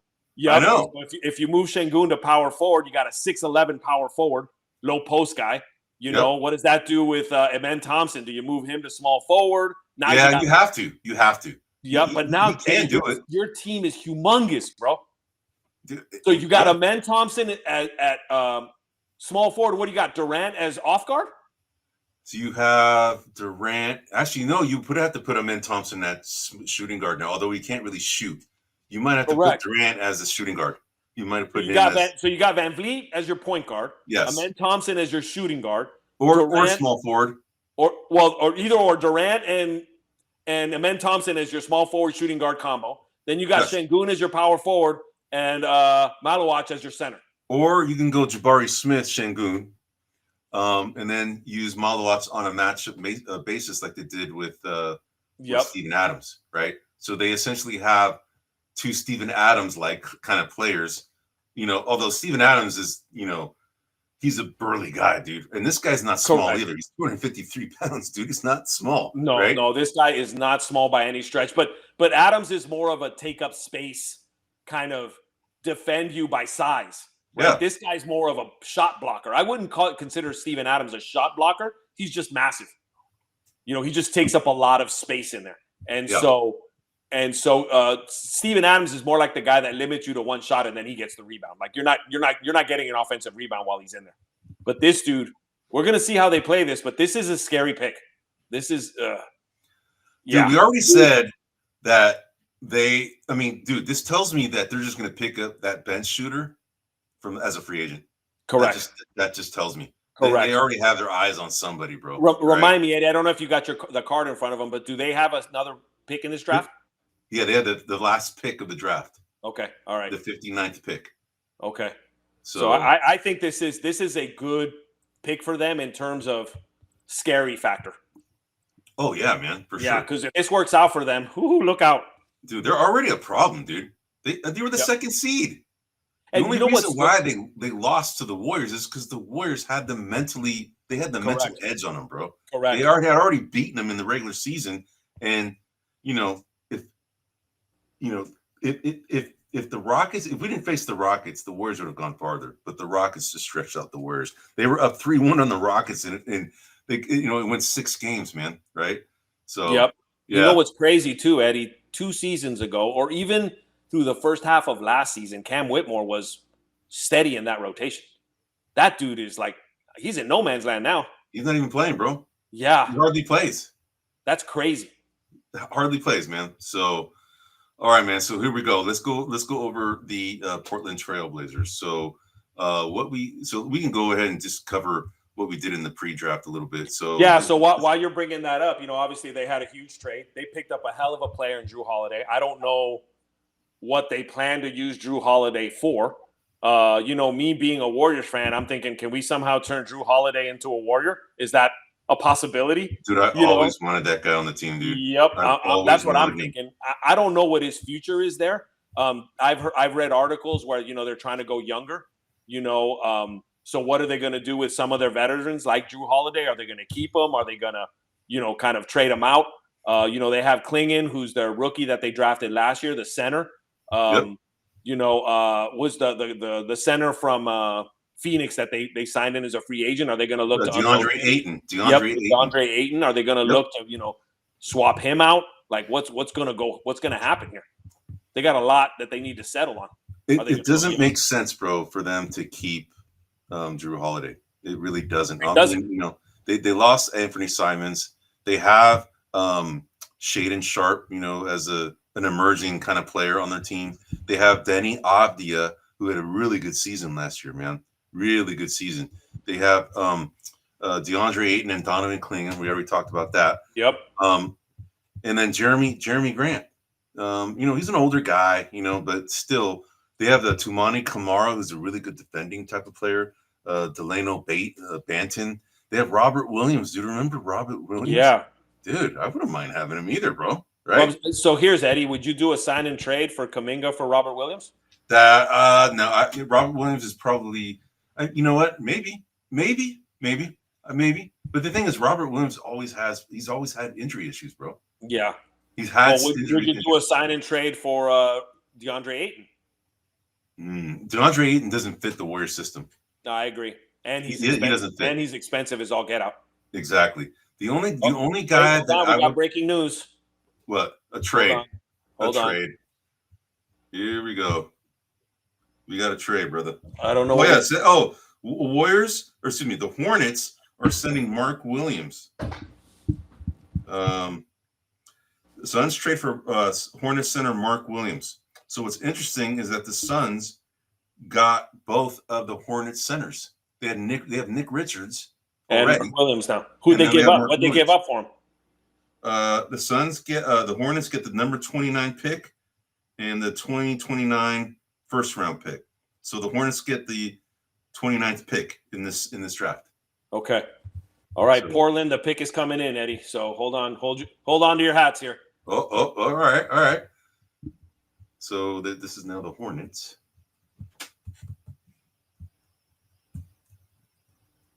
All right. So Khaman, Maluach has been traded. What? Yes, I didn't hear who. It was kind of quiet, but Maluach has been traded. That's interesting, man. That's interesting. But it doesn't say for who yet. Not yet. Okay. I'll look on the wire here. But the pick is in for the Portland Trail Blazers. So let me set this up here. And here is the pick for someone we haven't talked about yet. Cedric Howard. Yeah, look at his comp. Kawhi Leonard? Yeah, that's the comp. I don't know about that, man. Well, he's got the right size. He's about the right size. We'll see. Dude. But this is who Portland has picked up. Now let me see what I can find out about this trade. Well, we've got their first trade now. It was the Suns and the Hornets, right? So let me see. Coward is from the Houston. He's Houston. So the Suns. So we said that Charlotte. Let me see. It was Charlotte who made the trade, though, right? Correct. So we said that the Charlotte Hornets would unlikely make a trade. So unfortunately, we were wrong on that one, brother. All right. Now in this one, Portland Trailblazers, we also said they were unlikely to make a trade. They haven't made a pick yet. But just letting you know, we probably be just shouting out who we said might be making trades. The Suns, did we say we went ahead and put them as a draft? Let me see. Let me just see if we did. I think we did. No, Suns was unlikely. So yeah, I gotta raise this volume a little bit here so I can hear a little better. No worries, bro. Maluach trade. Yeah, highly unlikely for Suns.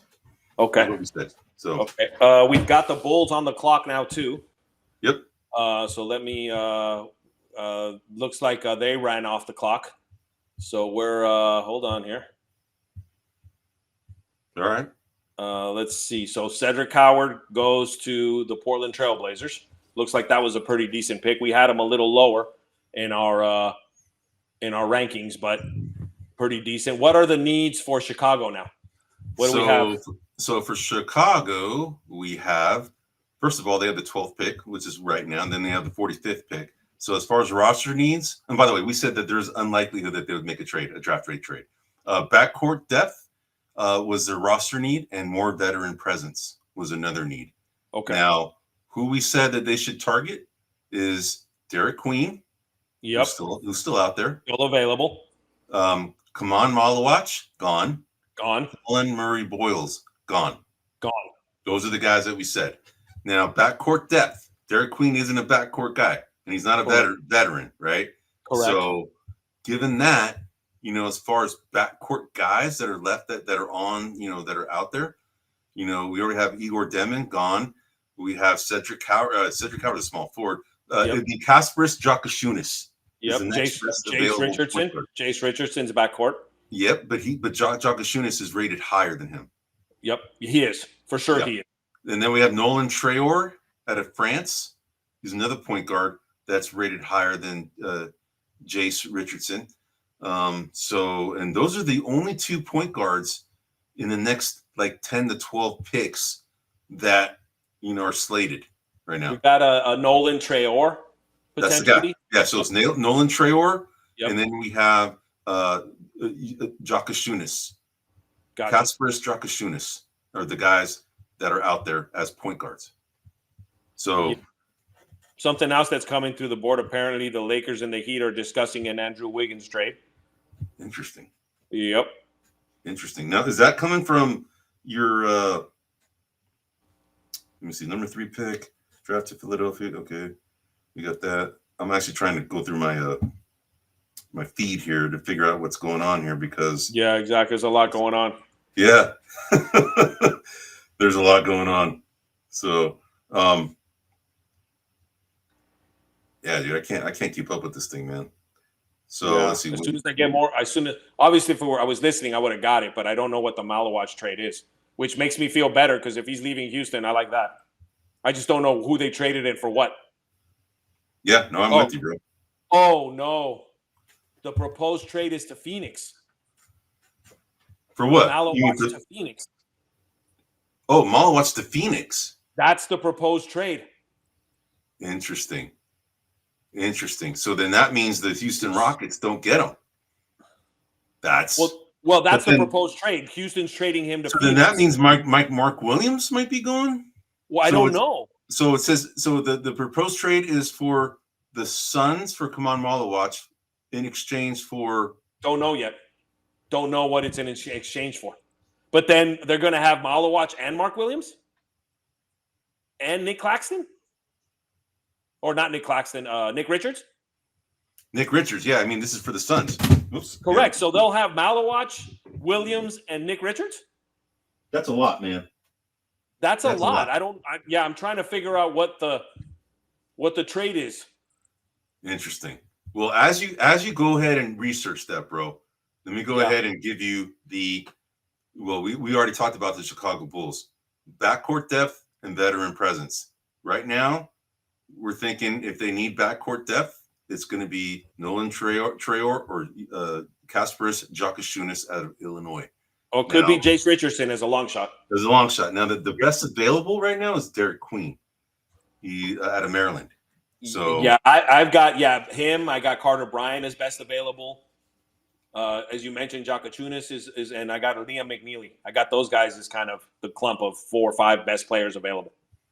Dude, but that would be weird for the Suns to have Mark Williams, Nick Richards, and Khaman Maluach. Yeah, that smells more trades coming, man. That just smells that. It just doesn't make sense to have that logjam. I agree. At center. I agree. So, no, dude, there's more coming, bro.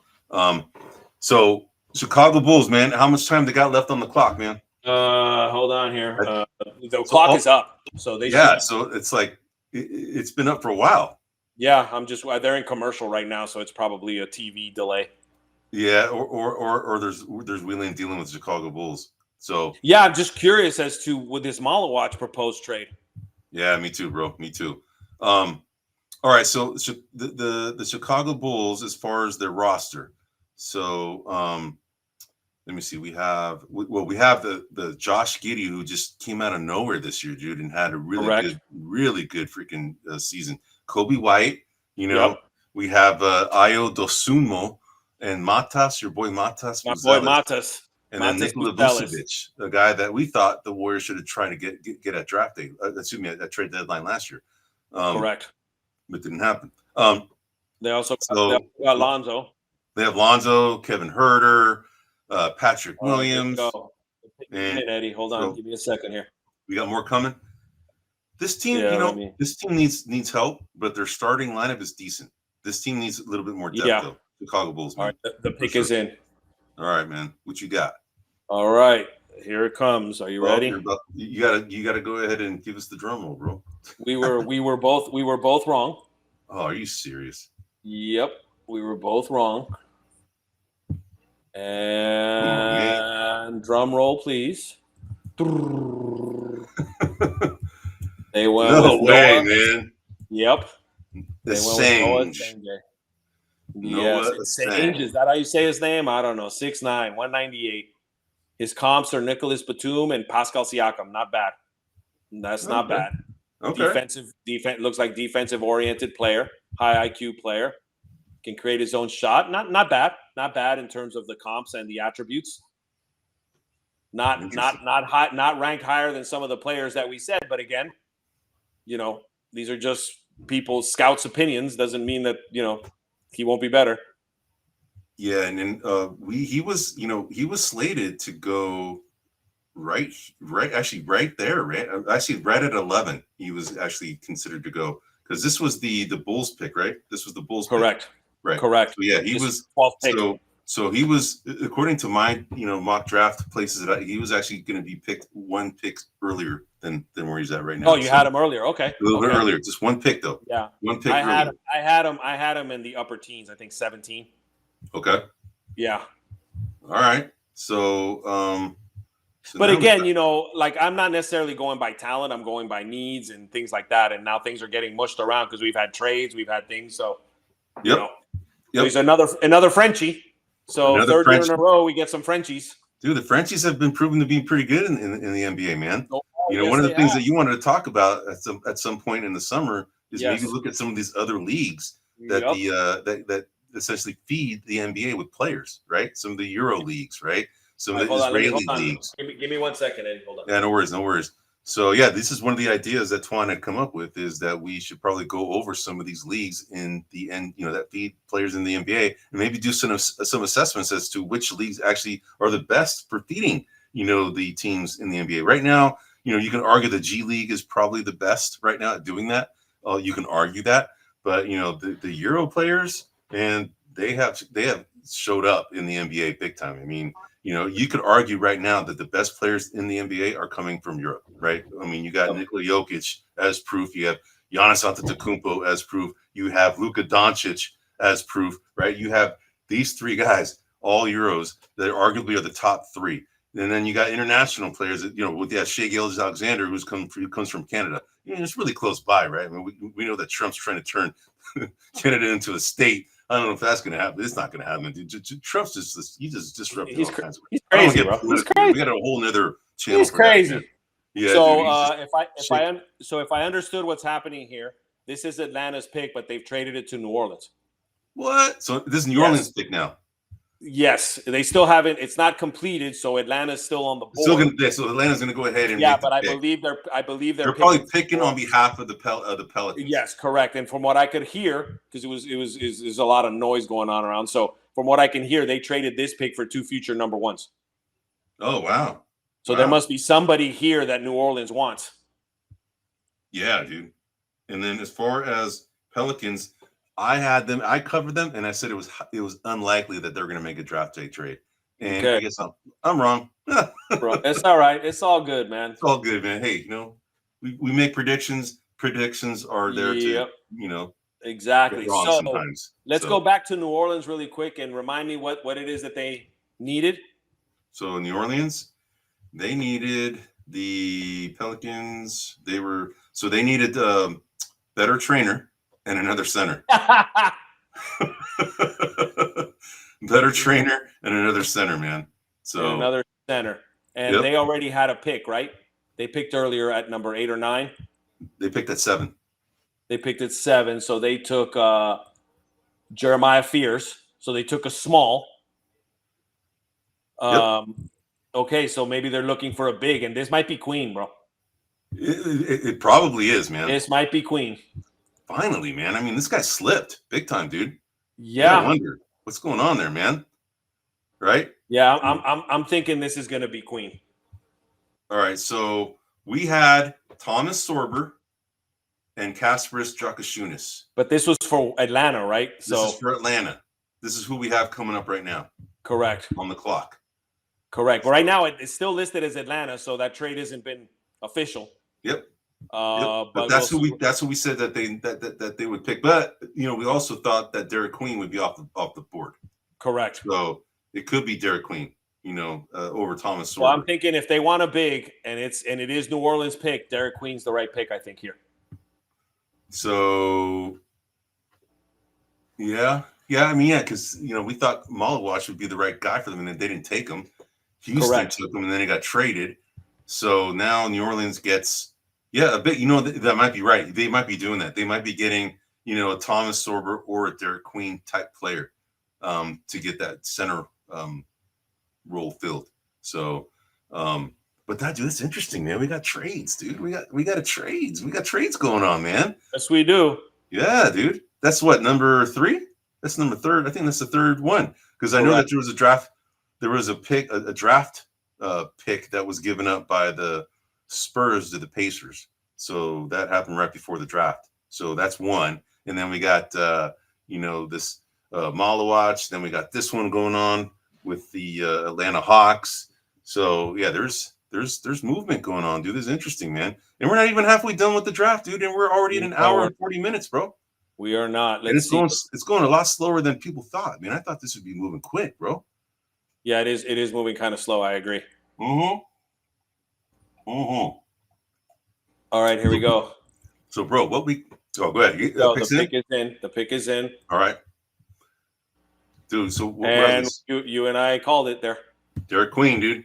Derik Queen. That's what it was, man. It just makes sense, dude, after what we look at the needs, right? Yep. Yeah. I think New Orleans, they did all right in this draft so far. Yeah, dude. Good. Yeah, so far so good. Yeah. So this is a proposed trade. I still can't find anything on the Maluach trade, and apparently, the Blazers and the Grizzlies have made a trade. So the Memphis Grizzlies have traded for Cedric Howard. The Memphis Grizzlies. Yep. From the Portland Trail Blazers. I'm trying to see what they're getting. So Coward is now going to Memphis. Okay. Interesting. Hold on. Coward goes to Memphis. I don't know. I don't know what they're getting in return. So Coward is going to Memphis. But I don't know what it does. This particular article I'm reading doesn't mention what they got in return. Probably still up in the air, still probably being discussed. Interesting. Yep. Wow. Okay. All right. So that was Memphis, and we got some action now, Eddie. We got action, brother. We got action now. As far as did we say Memphis was going to be a draft day trade? Let's see. We said I think the Memphis Grizzlies was your team. So we had them as highly likely, bro, and you were right. Yep. And right there, Memphis Grizzlies. Right on it, bro. You highly liked that they're going to make a trade, and you were right. So good call there, brother. All right, next we got San Antonio again. Dude, and the rich just keep getting richer, man. Yes, sir. Young, good players, man. Yes, sir. What do we got here? So let me go ahead and switch that. So we got San Antonio right here, and this is from the Hawks. All right, so with the 14th pick. So what we have here for San Antonio, let me go ahead and just navigate to where I'm supposed to be here, man. So San Antonio Spurs, we said they need they needed a young point guard, they needed an athletic wing, and a dirty work power forward. All right. Now, well, they picked up Dylan Harper in this with the second pick, so that eliminates the point guard piece. Yep. Now, okay. So now, we have the guys that I had indicated because this is the team I covered was Nolan Traore. Gone. Traore's not gone. Sorry. Traore's not gone. Nolan Traore is a point guard of France, 6'4", 184 pounds, compared to George Hill and Devin Harris. Then we have center Thomas Sorber. Because I said that they need a dirty work power forward. Those guys is center. He's 6'10", 263 pounds, compared to Jared Allen. Okay. And then we have point guard Kasparas Jakucionis, 6'6", 205, compares to Lonzo Ball. So those are the guys that I picked. And then as far as you think they're going to take another point guard here, though? Probably not. But so as far as they're over the salary cap by $30.9 million. So they're they have some flexibility. The players that we thought would be likely gone are Chris Paul, Julian Champagnie, and Jordan McLaughlin. Yep. We thought that some of the free agents they should target would be Kevon Looney. Remember we talked about that would be a good pick, man. Steven Adams, although he's been signed, so he's gone. Thomas Bryant, Precious Achua, Torian Prince. Those are the guys that we said should be picked or as free agents or for them to consider, right? This team they're on the rise, bro. They're going to be, I would say probably maybe like fighting for the 7th or 8th spot this season, if not maybe a little higher. Depends on the health though, right? So they have a pretty good team, and if you look at their roster, I mean, if you look at their roster, I'm gonna go ahead and pull it up here. Is let me see the San Antonio Spurs. So we have the point guard, we have De'Aaron Fox, then we have right now Dylan Harper, as a shooting guard. Devin Vassell, the guy I was trying to remember the guy's name. They have Harrison Barnes and then Victor Wembanyama right now. That's the starting five. That's a pretty good starting five, bro. All right. It's pretty dangerous. Keldon Johnson coming off the bench. They have Jeremy Sohan coming off the bench. Stephon Castle coming off the bench. Right now, Chris Paul coming off the bench. And then they have a bunch of like guys that, Bismack Biyombo, Sandro Mamukashvili, that, and then Blake Wesley and Malachi Branham. These guys are all, guys that are more than likely, not going to make the team next year. Pick is in, Eddie. Pick is in. Okay. So we got the San Antonio Spurs, and I'm going to say either Jakucionis or Nolan Treyarch. Nope. Pick is in. I'm already showing it. Oh, Carter Bryant. Oh. Bryant, who on my board was the next best available player. Not necessarily fills a need, but he was the next best available player. Yeah, dude. I mean, that's a good pick, man. Yeah, good I think so. Yeah. That's a good pick, man. Shoot. Spurs are going to be a problem, dude. In time, dude. I mean, their horizons in the next 2 years, for sure. I agree. Yep. It's all dependent on this whole blood clot issue with Wemby, right? Yep. So, all right. Let me go ahead and show. We've got the flow here, bro. All right. So, all right, man. So, dude, my lights keep going out here, man. All right. Don't like you. I know, dude. It's like I got weird energy in here, bro. It's kind of hot in here, too, man. I was sweating it up earlier because it was hot in here, man. It was hot. I had no AC going on. I'm trying to save the money, man, and not turn on my AC unless I'm boiling. And I was getting close to there, bro. All right, man. You're also wearing a jacket up to your neck. How about you take off the jacket? I should, man, but I can't. I can't just undress in front of the audience here, man. You know what I gotta. Anyway, it's all right, bro. Well, all right, man. I assumed you had a T-shirt or something under there. I don't, man, but I just forgot to change, dude. All good, all good, all relax. All right. So now we got the Oklahoma City Thunder, bro. The champion. Right. Say it right. Yeah. The NBA champion, Oklahoma City Thunder. Yeah. So let me go ahead and tell you what we put as their roster needs. Maybe one more veteran who has won a championship, but that's it, bro. All right. We said that there was highly unlikely that they were going to go ahead and make any trades. They're just going to go ahead and stockpile bunch more young players because they're gonna have to pay some of these guys now after they won a championship. Yep. Right? They're up for contracts coming in here soon. So what we put down here is needs, not needs, as players that they should target. They have the 15th pick, they have the 24th pick, and the 44th pick. By the way, just so you know, so they have another pick after this one in the first round. So we have Thomas Sorber out of Georgetown as a center. That would be somebody that they can go after. Kasparas Jakucionis out of Illinois. Nolan Treyarch out of France. Those are the three. They're all still on. They're all still available. So, given what you know about these players, who would be your guess out of these? Let me look at their roster real quick. I want to see. I have an idea of who, but I want to check something. I want to verify something. Okay. Where is it? Okay. So, you have, okay. This team is, dude. They're built to win it for a few years now, bro. I mean, I'm gonna go with Thomas Sorber. Okay, and that's not a bad call. They need a backup to Hartenstein. Well, they had that in Chet Holmgren, but they have Jalen Williams too. At least on the roster, Chet's listed as a power forward. Yeah, he's a power forward, and he does play more like a power forward. And Isaiah Hartenstein's a center, but they're interchangeable. I mean, I would say Chet Holmgren can play both power forward and center. He can, absolutely he can. But I think that if you're going to keep them in their quote-unquote positions, then you need a backup to Hartenstein. Yeah. So Thomas Sorber isn't a bad call, bro. I mean, that's a guy that, he's probably, let me see, as far as best available. You have Joan Beringer, who's available. Okay. 7 foot, 235 pound, kind of a Nerlens Noel, Serge Ibaka type. Yeah. He was actually considered to be climbing the charts. All right. I'm surprised that guy might be the guy. It might be Joan Beringer or, like you said, Thomas Sorber. It's one of those two, man. And you also have this guy out of Michigan, Danny Wolf, 6'11", 252 pounds. He's a nimble, quick, skilled center. It's kind of in the mold of the Thunder, right? Because they kind of a fast team. So if we're looking at center, Danny Wolf could be a potential good pick, man. So Danny. So I've got Beringer as kind of the 26th best guy.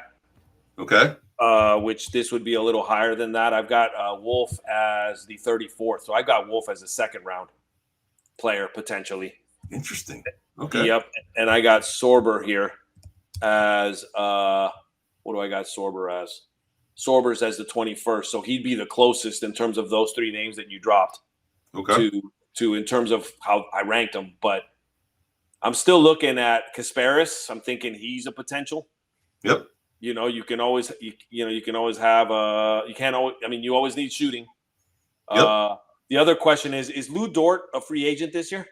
I don't think so. Okay. Yeah, I don't think so.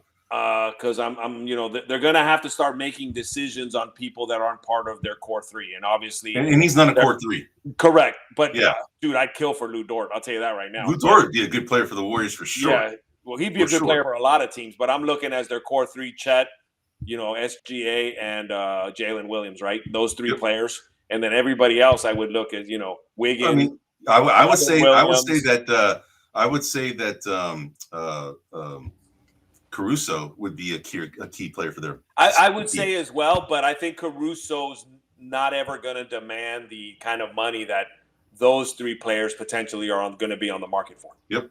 So I think Alex Caruso is a more manageable player. So my guess that with everyone else, they're going to start looking to rotate. They could use some shooting with both Liam McNeely and Kasparas, Jakucionis are both shooters. So there's that. They don't look to be much of a defensive perspective. They're not seems to be listed as defensive players, but I'm wondering if it's one of those two. Well, and it's possible, man, because there's two guys on the team that I targeted that would most likely be gone, and that was Aaron Wiggins and Isaiah Joe. Yeah, right. Those are two guys that are paid more than $10 million each. And they have to pay these big guys soon, and I think they could shed some of these guys' salary to go ahead and sign somebody like a young draft pick to go ahead and fill the void, right? Yeah. So yeah. So here's a player, Eddie, that we hadn't talked about. At least I don't think. Neat Clifford. So 6'6", out of Colorado State. Yep. Right. Listen to these comps: Chris Middleton, Josh Hart, and Desmond Bane. Those are the comps. Kind of a Swiss Army knife dime drop. This could be the guy. This could be the guy that Oklahoma City might pick up because he's a multifaceted. This might be the guy. So yeah, and my comps from the site that I use, it says Terrence Mann and Alex Caruso. Yep. So I mean, those are all good players we just mentioned. Correct, right? And all versatile, all-purpose players, which is what I think Oklahoma might be looking for. So I'm gonna switch my pick to I think it might be Neat Clifford. That's who I'm going with. I'm going with either Thomas Sorber or let me see who else. All right. Hey, dude, my computer's froze, bro. Okay. I can't move. I'm here. But you can hear me still, right? I can hear you. Can you hear me? Yeah, I can hear you, but I can't navigate anymore, bro. I can't type anything. I'm screwed. Can you see what I'm doing? No. Oh well, so Oklahoma City picked up Thomas Sorber. Dude, good call. Yeah. So I don't know what I'm gonna do here. I might have to reset, dude, because I can't navigate. Okay. Well, try closing the application and re-jumping back in. Oh, looks like he did already. All right, everyone. So Thomas Sorber got picked up. As you can see here, his comps: Jonas Valanciunas, Yusuf Nurkic, 6'10", I guess center from Georgetown. Pretty good guy. I think this will be another big man. He can back up Hartenstein, which we were talking about earlier, which I think would be a good role for him. That keeps Chet Holmgren at power forward position. Let's see. Has joined. Add to the stream. All right, here we go. There he is. All right, brother. Sorry about that, man. Dude, I don't know what happened, man. There we go. All right. So Thomas Sorber out of Georgetown. Yes. Dude, good call, man. Just talking about what we were mentioning was back up to Hartenstein and keeps Holmgren at the power forward position, which is probably a good idea because he's a little fragile under there anyway. So I think this is a good pick. I was looking at Neat Clifford just from the ability that he can play multiple positions. But I think this is, Oklahoma City, God, Sam Presti, how can you doubt his skill set? I mean, that dude picks nothing but winners, it seems like. He's killing it, man. He is killing it. And the rich get richer, bro. The rich get richer. They can sit this guy down. Big men typically in the NBA take longer to develop, so they can take a couple of years to develop this guy. They don't need him to contribute right away. I think this is a good pick. I agree, bro. I agree. Shit, man. This team is stacked. They're gonna be a problem for years to come, man. So they are. I agree. Yeah. So all right, man. So what we got next on the clock are the Memphis Grizzlies, courtesy of the Orlando Magic. They got this pick. So this was for Desmond Bane, for the Desmond Bane trade. Exactly. Yep. So what we did, what we said is their needs are backup center, while Edey is out, right? Because Edey's out. Yep. And then additional wing players. Now, you had predicted that they would make a draft day trade, which they did. So if we were making a bet, you'd be winning. And I actually wanted to make a bet, so let's just go ahead and make a bet. We're going to go ahead and count this stuff after, right? All right. So as far as players that we thought would be gone to make up some salary cap, I mean, they're at $42.5 million over the cap, which isn't bad, right? But they, Luke Kennard is more than likely going to be gone. He's a free agent. Marvin Bagley is also a free agent at $12.5 million. Yep. As far as draft picks, at the 16th pick, we picked Cedric Coward, who's already gone. Your boy Nick Clifford, who you just brought up. And that's kind of where I'm leaning at right now. Collin Murray-Boyles is the other guy. So those are the three guys, and this was a team that you had covered. So your pick is Nick Clifford. And based on what you're saying, additional wing players, that's probably the right pick, man, honestly. So, well, keep in mind too, Eddie, that according to the trade earlier, Cedric Coward is a Grizzly. Yep. Oh, so he's already there. Yeah. So you were right there, man. Yeah, he's already there. And so Nick Clifford would be more of the same. And what's interesting here is one of the comps for Nick Clifford is Desmond Bane. Interesting. Yeah, which I find, and Josh Hart, who to me, dude, I like that guy. I like Josh Hart. I do too, man. Josh Hart reminds me a lot of Jimmy Butler.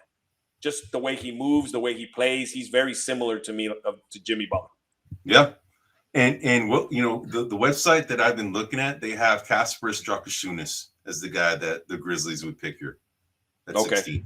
So, well, if they want some shooting, he's more of a marksman than Nick Clifford would be. Nick Clifford's more of a kind of an all-purpose player. So I could see, Kasparas being the guy here, Kasparas, or however you say his name. But so if they want shooting, it's going to be him or Liam McNeely, like one of those two guys. But if it's me, if I'm playing amateur GM, I think I'm leaning towards Nick Clifford.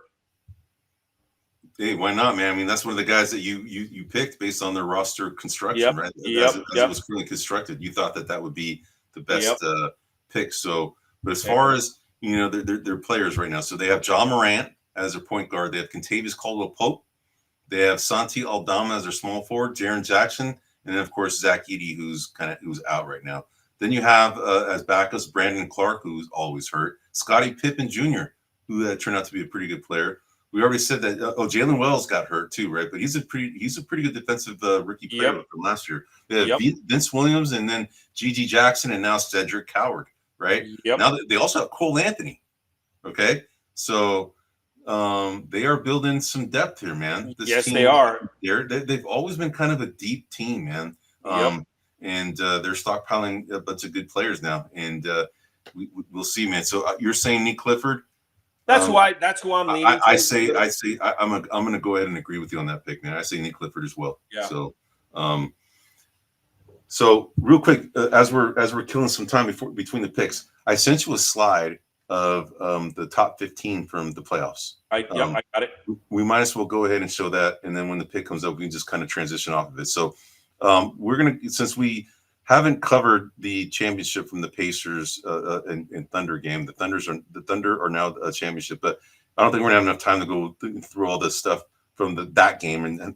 But what we've been doing is keeping track of fantasy points for all the players that were in the playoffs this year. So on the far left here, This is our final board. Okay. Shai Gilgeous-Alexander was the top point getter at 1,174.6 points, followed by Jalen Williams, followed by Tyrese Halliburton, and then followed by Pascal Siakam. All the other ones that are in red are players that were eliminated. But you can see that all of these guys, there are 7 of these players that still were there when they were eliminated a while back. So you can see that the Indiana players, there's 5 of them that were on here, and then OKC players, there were only 3 of them on here, which is interesting, right? But then you look at the other side, you have the points per minute, fantasy points per minute. Jokic was still the top guy. Shai Gilgeous-Alexander was at 1.4. He had stayed at 1.4 for quite some time.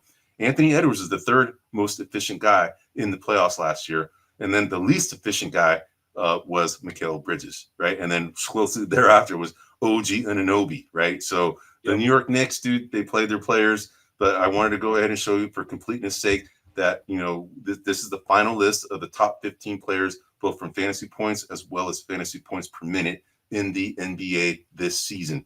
We're going to continue doing this for every playoffs because I know a lot of you go ahead and do, a daily fantasy sports. And this is, if you play daily fantasy basketball like I do, then this would be something that you could refer to. I highlighted those in the minutes category. Shai Gilgeous-Alexander played the most minutes at 840 minutes for the entire playoff series. And then the one that was the most efficient as far as minutes played was Aaron Nesmith. Played 636 minutes for the entire playoff run. And that's actually pretty good. It's not, Karl Anthony Towns was less, but, I just kept track of the players that were still playing. So, and same with Julius Randle, who's at 525. I just kept track of the guys that were still playing and kind of want to see how many minutes they played for the entire playoffs. So anyway, that's it, bro. I just want to go ahead and cover that. We can go back to our coverage. Eddie, we got a little bit of a shocker here. So not one of the guys that we said. Yeah, hold on. Go ahead, man. I'm ready. I'm gonna show him. So remember the backup for Zach Edey? Yeah. Yeah, that's what they went with. The backup at Purdue? No, the backup that Memphis needed while Zach Edey's out. Oh, they got another center. Hanson Yang. Wow. 7'1".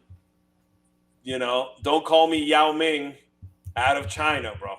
19 years old, 7'1", 253 pounds compared to Nikola Vucevic, which to me, I had him as a second rounder. This guy. Same here, man. So this is like a reach. Stretch.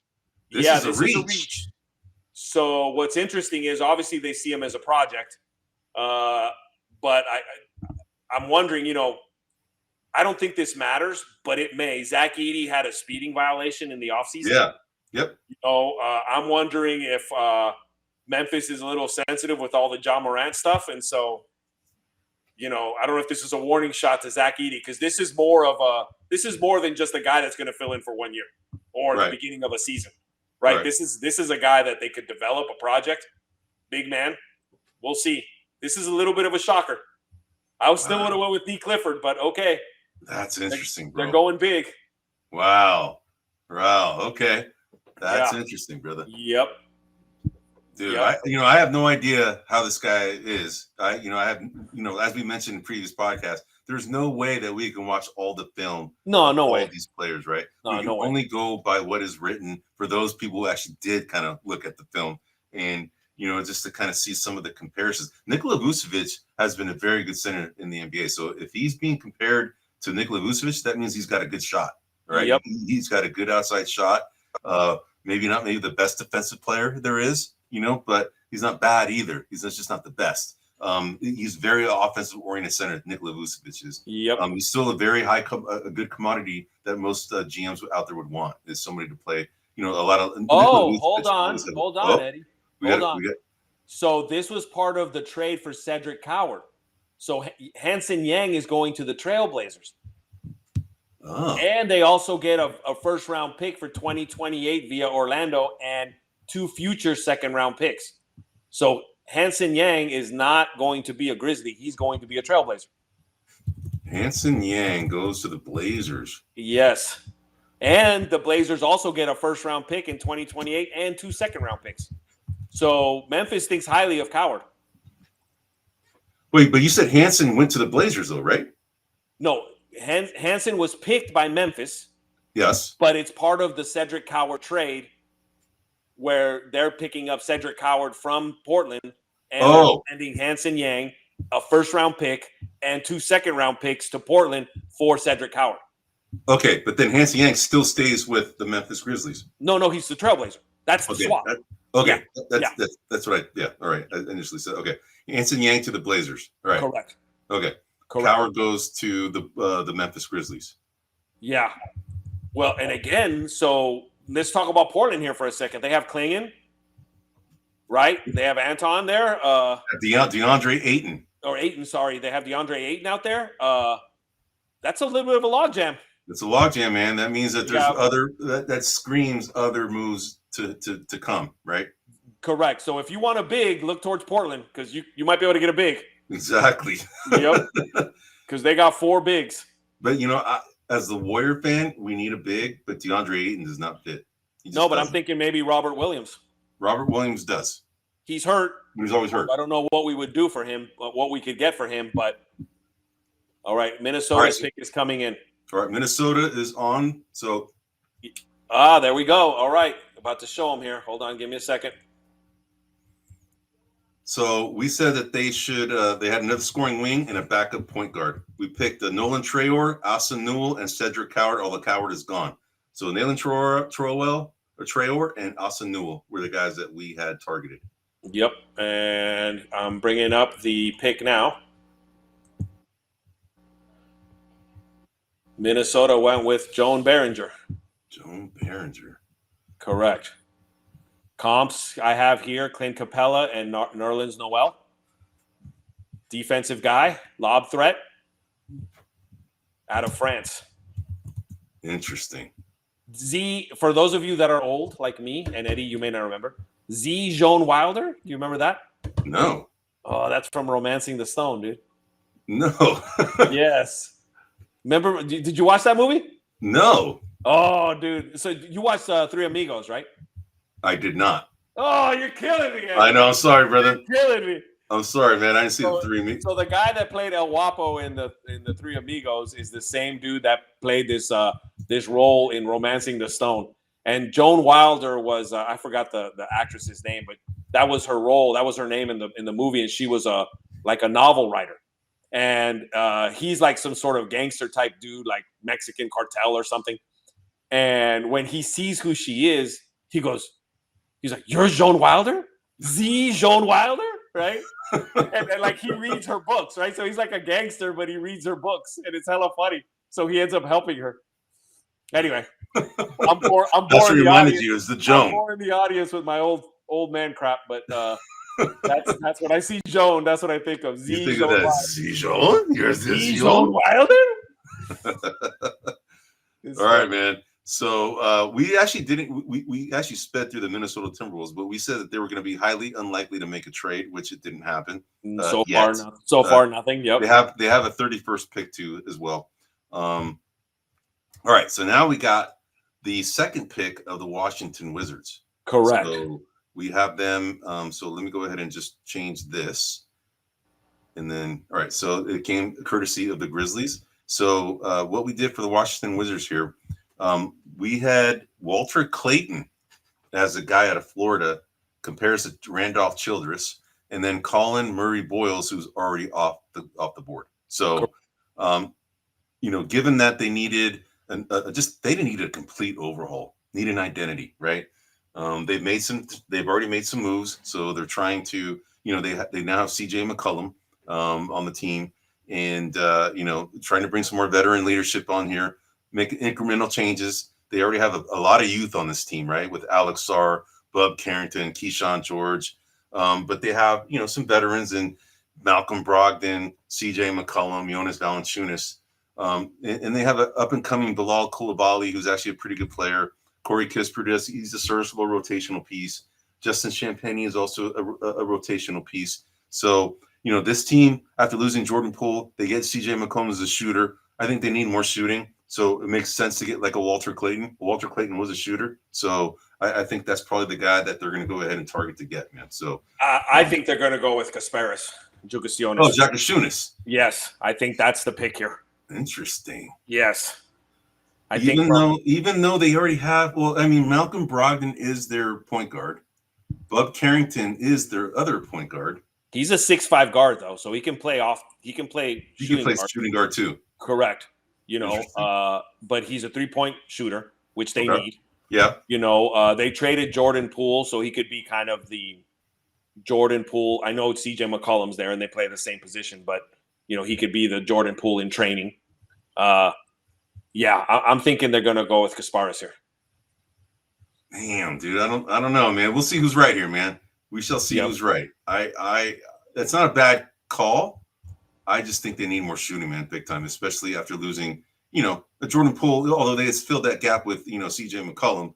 I just think this team completely needs shooting. They don't have much shooting. Yeah, but Kasparas is a shooter. He's a shooter. Yeah, but so is Clayton. Clayton's probably even a better shooter. But Clayton's smaller. He is smaller. He's 6'2". Yeah. 6'2". Yeah. Kasparas is 6'5". I think he's the better solution here. Yep. But they already have Trey Johnson. Okay, so correct. They have Marcus Smart. Okay, he's old. Chris Middleton, we already mentioned. Alex Sarr. So this team just needs a lot of work, bro. Unfortunately, Well, they could go with the guy that I was pushing earlier with, which is Nick Clifford, but I don't think they're going to go with Nick Clifford. I think they're going to go with Kasparas. They need the shooting. Nick Clifford isn't exactly a shooter. He's more of a kind of a glue guy. But I think they're going to go with Kasparas. That's okay. I'm saying Walter Clayton, brother. Yeah, no, good call. I think both of them accomplish the same thing. Yep. It's just a matter of kind of their utility and versatility. Yeah. So let me ask you that: how do you think that these guys are still the worst team in the NBA? The Washington Wizards. Yeah. Well, hard to say now that they've made these trades during the offseason.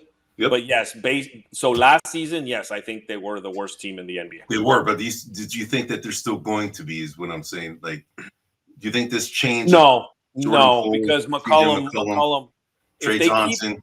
If they keep McCollum, no, they won't be. No, I think McCollum is a good enough veteran presence. They won't be like in the playoffs, but I think they won't be. They won't be the worst. No, they won't be the worst team. And to me, the worst team doesn't necessarily mean the worst record. It just means the team that has no direction. I think they're going to have a lot more clearer direction with McCollum. Yeah, I mean, he's an upgrade from a leadership standpoint. Yep. I would say probably an upgrade from a defensive standpoint over Jordan Poole. Offensively, I would say Jordan Poole is probably a better offensive player just because he's a younger player. And I agree. He's probably a lot more shifty he can dribble and drive more than McCollum can. McCollum's more of just like a crafty shooter and just savvy, right? But he's at he's at the twilight of his career, bro. He's probably got maybe 4 years left max. Yeah. In his career. But he's definitely a leader. He's definitely a leader type, and that's probably why he was brought over to the Wizards, is to bring some of that leadership panache to the team. So we shall see. How much time they got left, brother? Is the pick in? The pick is in, and Shams is saying something here. Let me see if I can hear what he's saying. All right. But what's funny is that I got his information, like as far as kind of trying to get the feeds from him as it happens, but for whatever reason. Okay, so this pick coming in, Eddie, is going to the Utah Jazz. So whoever Washington picks is going to Utah. The Utah Jazz, and now I'm even more convinced it's Kasparas. Yeah, you might be right, man. Yeah, because he's been slipping, and he's been targeted to go higher than this. Correct. Whereas Walter Clayton isn't. Walter Clayton hasn't slipped. It would be more of a reach. Slipped, but Kasparas has slipped. Yeah, exactly. Yeah. So, let's see. We'll see what happens here. So Utah needs a lot of help as well. They're rebuilding in a lot of fronts. It says they did pick Walter Clayton, bro. Oh, they did? Yeah, it says Washington is trading Walter Clayton at number 18. Okay, all right. So the Utah. Pick is in. Okay. So Walter Clayton. So I was right, brother. Woo-hoo. Right. Let me move him up. For once, man. More than once, Eddie. Definitely more than once. I know. Just it happens. Blind squirrel finds a nut, right? So. Yeah, exactly. Broken clock is the one I like to use. The broken clock is right. Yeah, broken clock. That's only twice, right? So twice. Yeah, exactly. All right, so here we got Walter Clayton, 6'2" guard out of Florida. Ben Gordon, Jordan Clarkson are the two, which is interesting because he's going to a team that has Jordan Clarkson. Mid-range assassin here, 3-point. Maybe marksman. that tells you Jordan Clarkson might be on the move, bro. Yeah, and like I said, if I'm the Nuggets, if I'm the Knicks, that's who he's a perfect fit. That's who I'm freaking drooling over. Absolutely, man. Yeah. Instant offense off the bench. Off the bench, dude. That guy is. I mean, and his Gail likes to tell me, if I'm not mistaken, I believe he's at least half or quarter Filipino. He is Filipino. Yeah, I've heard that a bazillion times. In my house, for those that don't know, my wife's Filipino. So whenever someone's Filipino, we got to hear about it in my house. He is Filipino, man. Yes, for sure. Yes. Yeah, but the thing is he's also a black hole, bro. He is. He's just offense, dude. You put him out there. Pure offense. The ball comes in, he does not give it up, dude. He's going up with it. He is shooting the rock, dude. That's Jordan Clarkson. You know? See the hoop, shoot the ball, Jordan. Shoot the ball. Yeah, that's your role, bro. Just shoot, man. Just shoot. Okay. You better be hot or else you're coming off the floor. So that's I don't know if you ever watched. Did you ever watch The Replacements with Gene Hackman and? I did not. I've heard of it. But I've never seen it. The guy, I forget. You're gonna kill me because you don't know his name. But there's this one guy on defense who's just a maniac, right? He's just a maniac. So Gene Hackman's like, all right, I need you to get the ball, right? And he's like, I'm gonna get the ball. And he's like, I need you to get the ball. He's like, I'm gonna get the ball. And he's going lunatic, right? And he goes, go. And then Gene Hackman turns to one of the assistant coaches and he's like, man, I hope he doesn't kill anyone. Because he's out there, I'm gonna get the ball. I'm gonna get the ball. He's like going nuts, dude. Now The Replacements, is that a football or basketball movie? It's a football movie. Yeah, it is football. I vaguely remember hearing. I've never seen it though. So yeah, it's the guy is if you watch any of the Avengers, he plays Happy on the Avengers. He's a good friend of Vince Vaughn. He's part of Swingers. I forget his name right now, but you're talking about Jon Favreau? Yes, Jon Favreau's the guy. Yeah, Jon Favreau's the guy. Yes. Yeah. So interesting. So that was that. He's the one. I'm gonna get the ball. I'm gonna get the ball, and he's just like singularly focused. Dude, speaking of Swingers, dude, that's a great movie, dude. That is a great movie. Every time I watch it, every time it's on, I watch it, dude. It's just it's a good guy flick, dude. It is a good guy flick. My favorite part is when they're playing hockey on the Super Nintendo and they're fighting with each other. Oh, yeah. Yes. They all wanted to be like Mario Lemieux or whoever the heck it was, the player of the time, but it was just funny. Yeah, and that guy's name was Sue, the guy who wanted to get in a fight. Stu. Yeah, Stu. He had a gun. He shot the gun, or not shot the gun. He just pulled out the gun, and and then they become friends, right? Then they become friends. Yeah, exactly. Yeah. So, all right, let's see who we got here. So who's next on the board for us? The Brooklyn Nets, man. The Brooklyn Nets are on the clock. Yep. All right. So this is their second pick, correct? Dude, look at all this, dude. From the Bucks, via the Knicks, via the Pistons, the Blazers, and Pelicans. This is how they got this pick, man. Look at all that. That's a lot. Yeah, big time. All right, man. So we went ahead and let's see. What do we have here? Okay.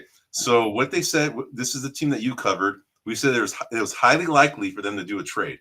Okay. Correct. So point guard. Well, they have the next two picks, don't they?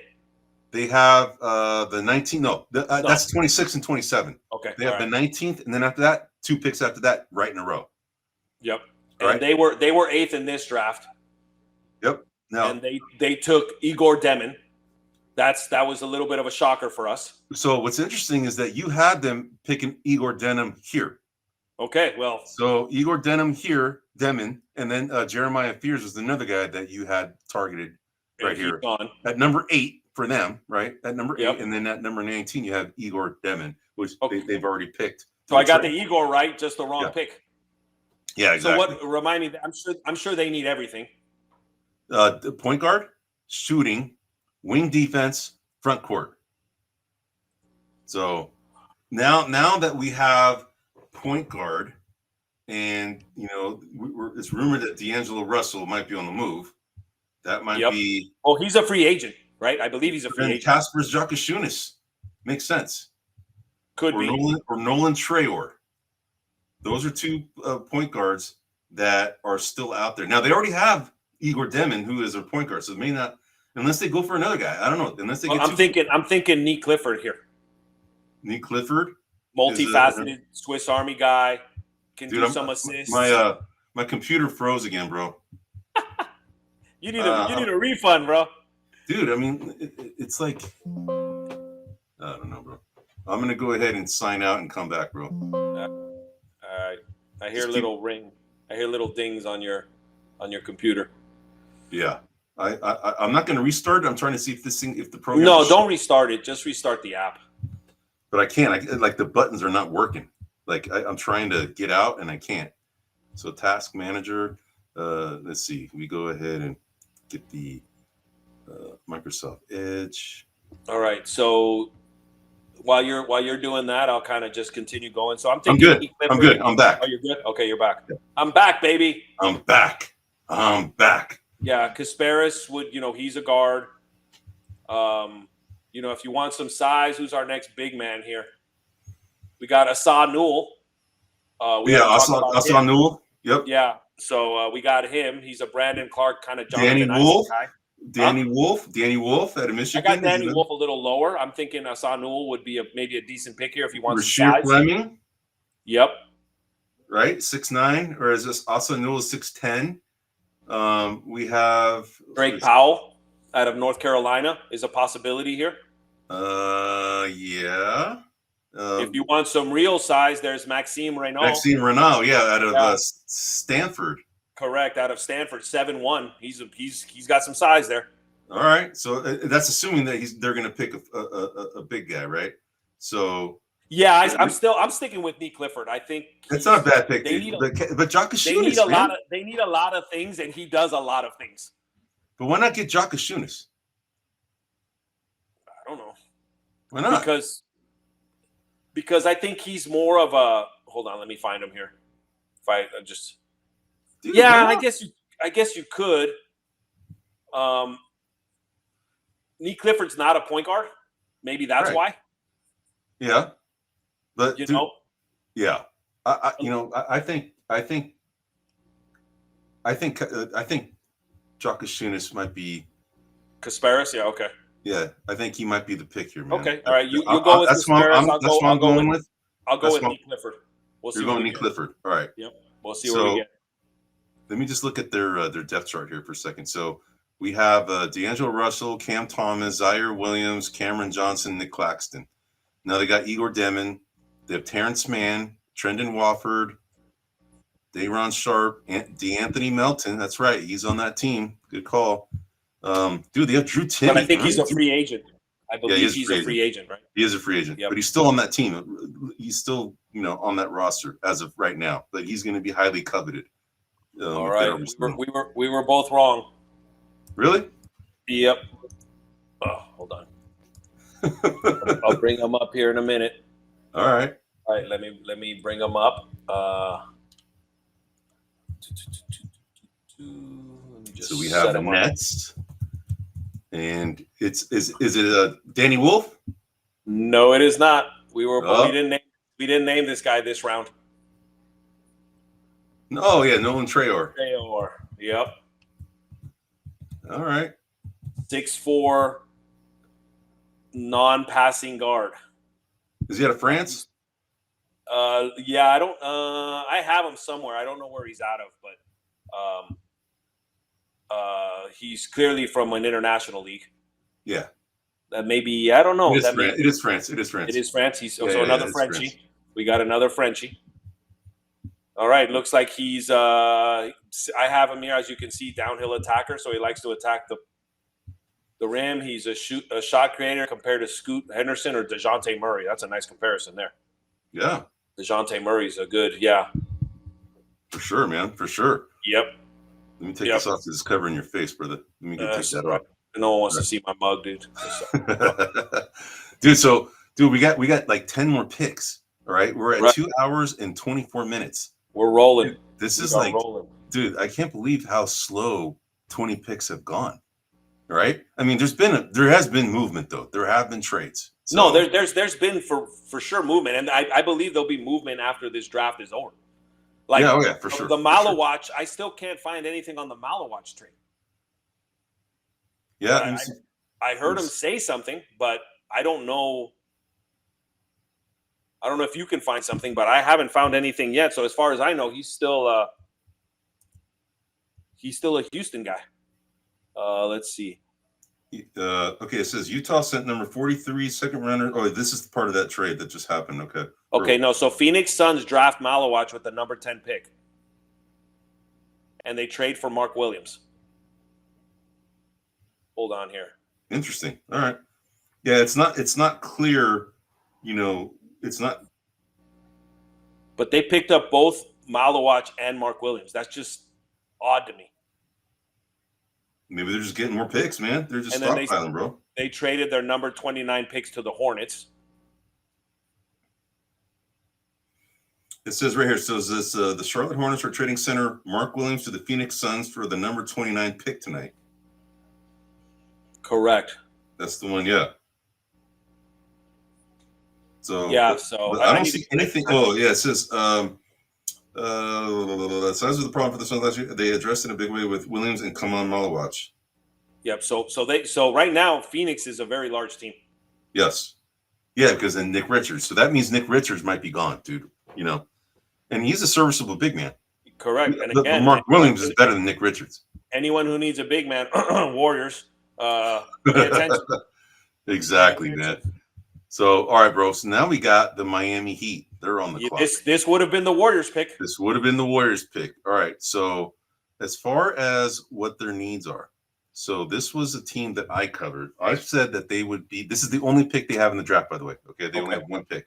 Okay. I said that it was going to be it's going to be unlikely that they're going to make a draft day trade. So, as far as starters, they have Davion Mitchell, Tyler Hero, Andrew Wiggins, Bam Adebayo, Khalil Ware. Rotation pieces, they have Duncan Robinson, Haywood Highsmith, Nikola Jovic, and then Pell Larson. The guys that we put, because of their needs, I said true point guard. All right, they need a true point guard and a two-way bench player. So with that in mind, I put Liam McNeely, who is more of a small forward type, but he's a two-way player, right? He compares to Dan Marley, so that's why I think, okay, anybody who compares to Dan Marley is probably a good player to put on the team. Yep. I also have Nick Clifford here, and he's still out there. Right, Nick Clifford compares to a Terrence Mann. He's 6'6", 202 pounds. And then another guy that I put up here was Walter Clayton, but he's gone. Walter Clayton is now gone. Right. Part of a trade and so forth. So I'm going to go ahead and pick your boy Nick Clifford because you've been touting him, I have for the last 3 rounds, dude. So I have, and now I'm going to pull a full one on you, and I'm wondering if they're going to go with Kasparas, Jakucionis. Oh yeah, that's been my guy that I've been claiming for the last. Yeah. So you and I are going to do a swap-a-rooney right here. Exactly, brother. Yeah, right, he's a little bit more of a point guard than Nick Clifford is. Nick Clifford, like I said, is more of a glue guy, but we'll see here. I'm just trying to see who else is Hassan Newell. I don't think they're good in size. Drake Powell. I'm just kind of going down my list here. No, I get it, man. I'm doing. Yeah, no, I think it's one of the 2 guys we just mentioned. All right. Yeah. I'm going to say Nick Clifford. That's my call. Okay, and I'm going to go with Kasparas. Okay, that's my call. You want to do a lunch on that one? Let's do a lunch on this one. Oh, man. You're trying to get me. You're trying to get me to play on my own guy, Nick. I'm hoping Nick lasts until the Warriors pick. Then we can pick him up. Yeah. No, he ain't gonna last the 41st pick. He ain't lasting out of the first round. He ain't lasting out of the first round. No way, man. No way. I wouldn't be surprised if the Warriors buy another pick. This draft. Yeah, but they won't buy into the first round. They'll probably get us another. They never buy first round, dude. It's too expensive for them to do that. Correct. Unless Jonathan Kuminga's on the move. Correct. And that still could happen. I mean, so they were talking on the radio today. Would you be open to trading Kuminga for Wiggins? Yeah. Wiggins is a better player, man. He's a better fit too for the Warriors. Yeah, he's a better player, better fit. You shoot better than Kuminga. Can maybe not drive it. He's not as athletic as Kuminga is now. He was. Yeah. He's just not anymore. Yeah, I would argue he was close, but Kuminga's always been more athletic. All right, way more athletic. Kuminga's like off the charts athletic. Yeah, bro. He's crazy athletic. Yeah. All right, here we go. The pick is in. Okay. And all right. I don't want to say nothing. I don't want to say nothing yet, Eddie. Oh, so it's yours. It's short. Someone It's owes me lunch, Kasparas, baby. I can just tell by your look, dude. That's why you put the logo back over my face. You're like, I want to see this guy's face. I don't, dude. I knew you were good. I just dude. I've known you for a long time. I know that look, bro. I got lunch, baby. Dude, when I'm looking at him right here, not so much in this picture, but when I'm looking at him here live, dude, he looks a lot like Troy Murphy. Yeah, he does. Yeah, he looks like Troy Murphy's kid, bro. That's little Murphy. He does. Yes. That's a good call. Yes. Troy Murphy had a Notre Little Dame. Troy. I still got scars from Troy Murphy, dude. Oh, you didn't like him? I liked him. He was all right out of Notre Dame. You know, like that was the time where everyone we're hoping is Steph Curry, right? Like someone get us out of this hellhole that we're in. And, you know, we were harder on players than we should have been. At least I was, because we were still sucking. All right, man. Dude, Troy Murphy out of Notre Dame. All right, I get lunch, baby. You get lunch, man. Even though you didn't say okay. Even though you didn't say okay, I'm gonna give it to you. I didn't say no either. You didn't say no, but you didn't say yeah. You're on. You can say that. If Neek would have came on, it would have hurt, but I would have got you your lunch. All right, man. So I think this is a good value pick for the Heat, because this guy should have probably been picked maybe earlier. He should have been picked earlier. Yeah, he should have been picked earlier. I agree with that. Yeah. So this is a good value pick. You know, and I don't know if he's exactly a Heat type of guy, but yeah. All right, bro. So we got the Utah Jazz, who are now on the clock. They got this pick courtesy of the Timberwolves. So this was a team. So this was the Coward trade. Yeah. Right? Is that right? Well, let me see. Let me make sure that's the case, because no, I think Coward went to a different team. I'm losing track here. I got to see where we're at as far as the draft order. So we're on pick 21. Yep. So let me see. NBA, and that's the thing, is like all these things. So the Blazers drafted Cedric Coward, but they traded him. Now I'm trying to forget. I think it was to, was it New Orleans? Dude, you know, it's tough to keep track of this as you go, man. And you know, with a two-man show, it's tough. You know, we just have to kind of manage as best as we can. Cedric Coward was traded to Memphis. Okay. So now the 21st pick we have, it's Washington Wizards. So that's who's the pick right now. Okay, so then that means Washington picked for Utah. Yeah, so it's the Washington Wizards. So let me go ahead and change that. And that's from Utah. Okay. Washington Wizards. And then I put from Wolves via Utah Jazz. All right, man. All right, so that changes that. So we got the Wizards on the clock. So if we go back to the Wizards as far as their needs. So we had many. Yo. Huh? Many needs. A complete overhaul. Correct. Needs and identity. So Nick Clifford. Would I put? Yeah, I mean, why not, right? I mean, so I had here for the Utah Jazz, Nick Clifford, Rasheer Fleming, Austin Newell. Those are the three, and they're all three still available. Correct. So, but I would say that Nick Clifford is probably the highest, rated guys out of those three. So I will go ahead and put him as the pick. I'm with you. You. Although Austin Newell here wouldn't surprise me, but I'm thinking Nick Clifford as well. Yep, I'm with you, man. Okay, so let me ask you this. How far away are the Washington Wizards, man? Are they like 5 years away? Are they not even sniffing anything close? What's your opinion, man? I know we talked about them already. So right now. So they were the 15th seed, just to help you out. They have Alex Sarr, right? That's their pick last year. Yes. So presuming he's an impact player. Yep. I give him 3 to 4 seasons to begin to get it. Yeah. Right. And he had a pretty good rookie season, though, bro. He did. He had a lot of playing time. But here's my concern, right? And Eddie, you and I have seen this a lot, right? You get players that are stat builders, but you don't win. Yeah. right? Which is why I think McCollum is important in this trade. Even though earlier I said I don't get it, but from a leadership perspective, McCollum's at least the guy that's going to teach them the value of a win. So I think if Alex Sarr is going to be the face, because I don't see another face on that team. Bub Carrington ain't it. No. None of the guys that they're getting in this draft are it, or not that I can tell. No. So I'm thinking, they're at least 5 years away. Yeah. They need a lot to happen, bro. They need to land a really good player in the draft, which they have a pretty decent player in Alex Sarr. So he's a decent player. I wouldn't call him a superstar type of player. I would say him as maybe like a 1 to 2 year all-star potential player. That's it, right? Well, then they need to draft a number one then, because they're not going to get a number one in the free agent market. No one's they're not going to come there.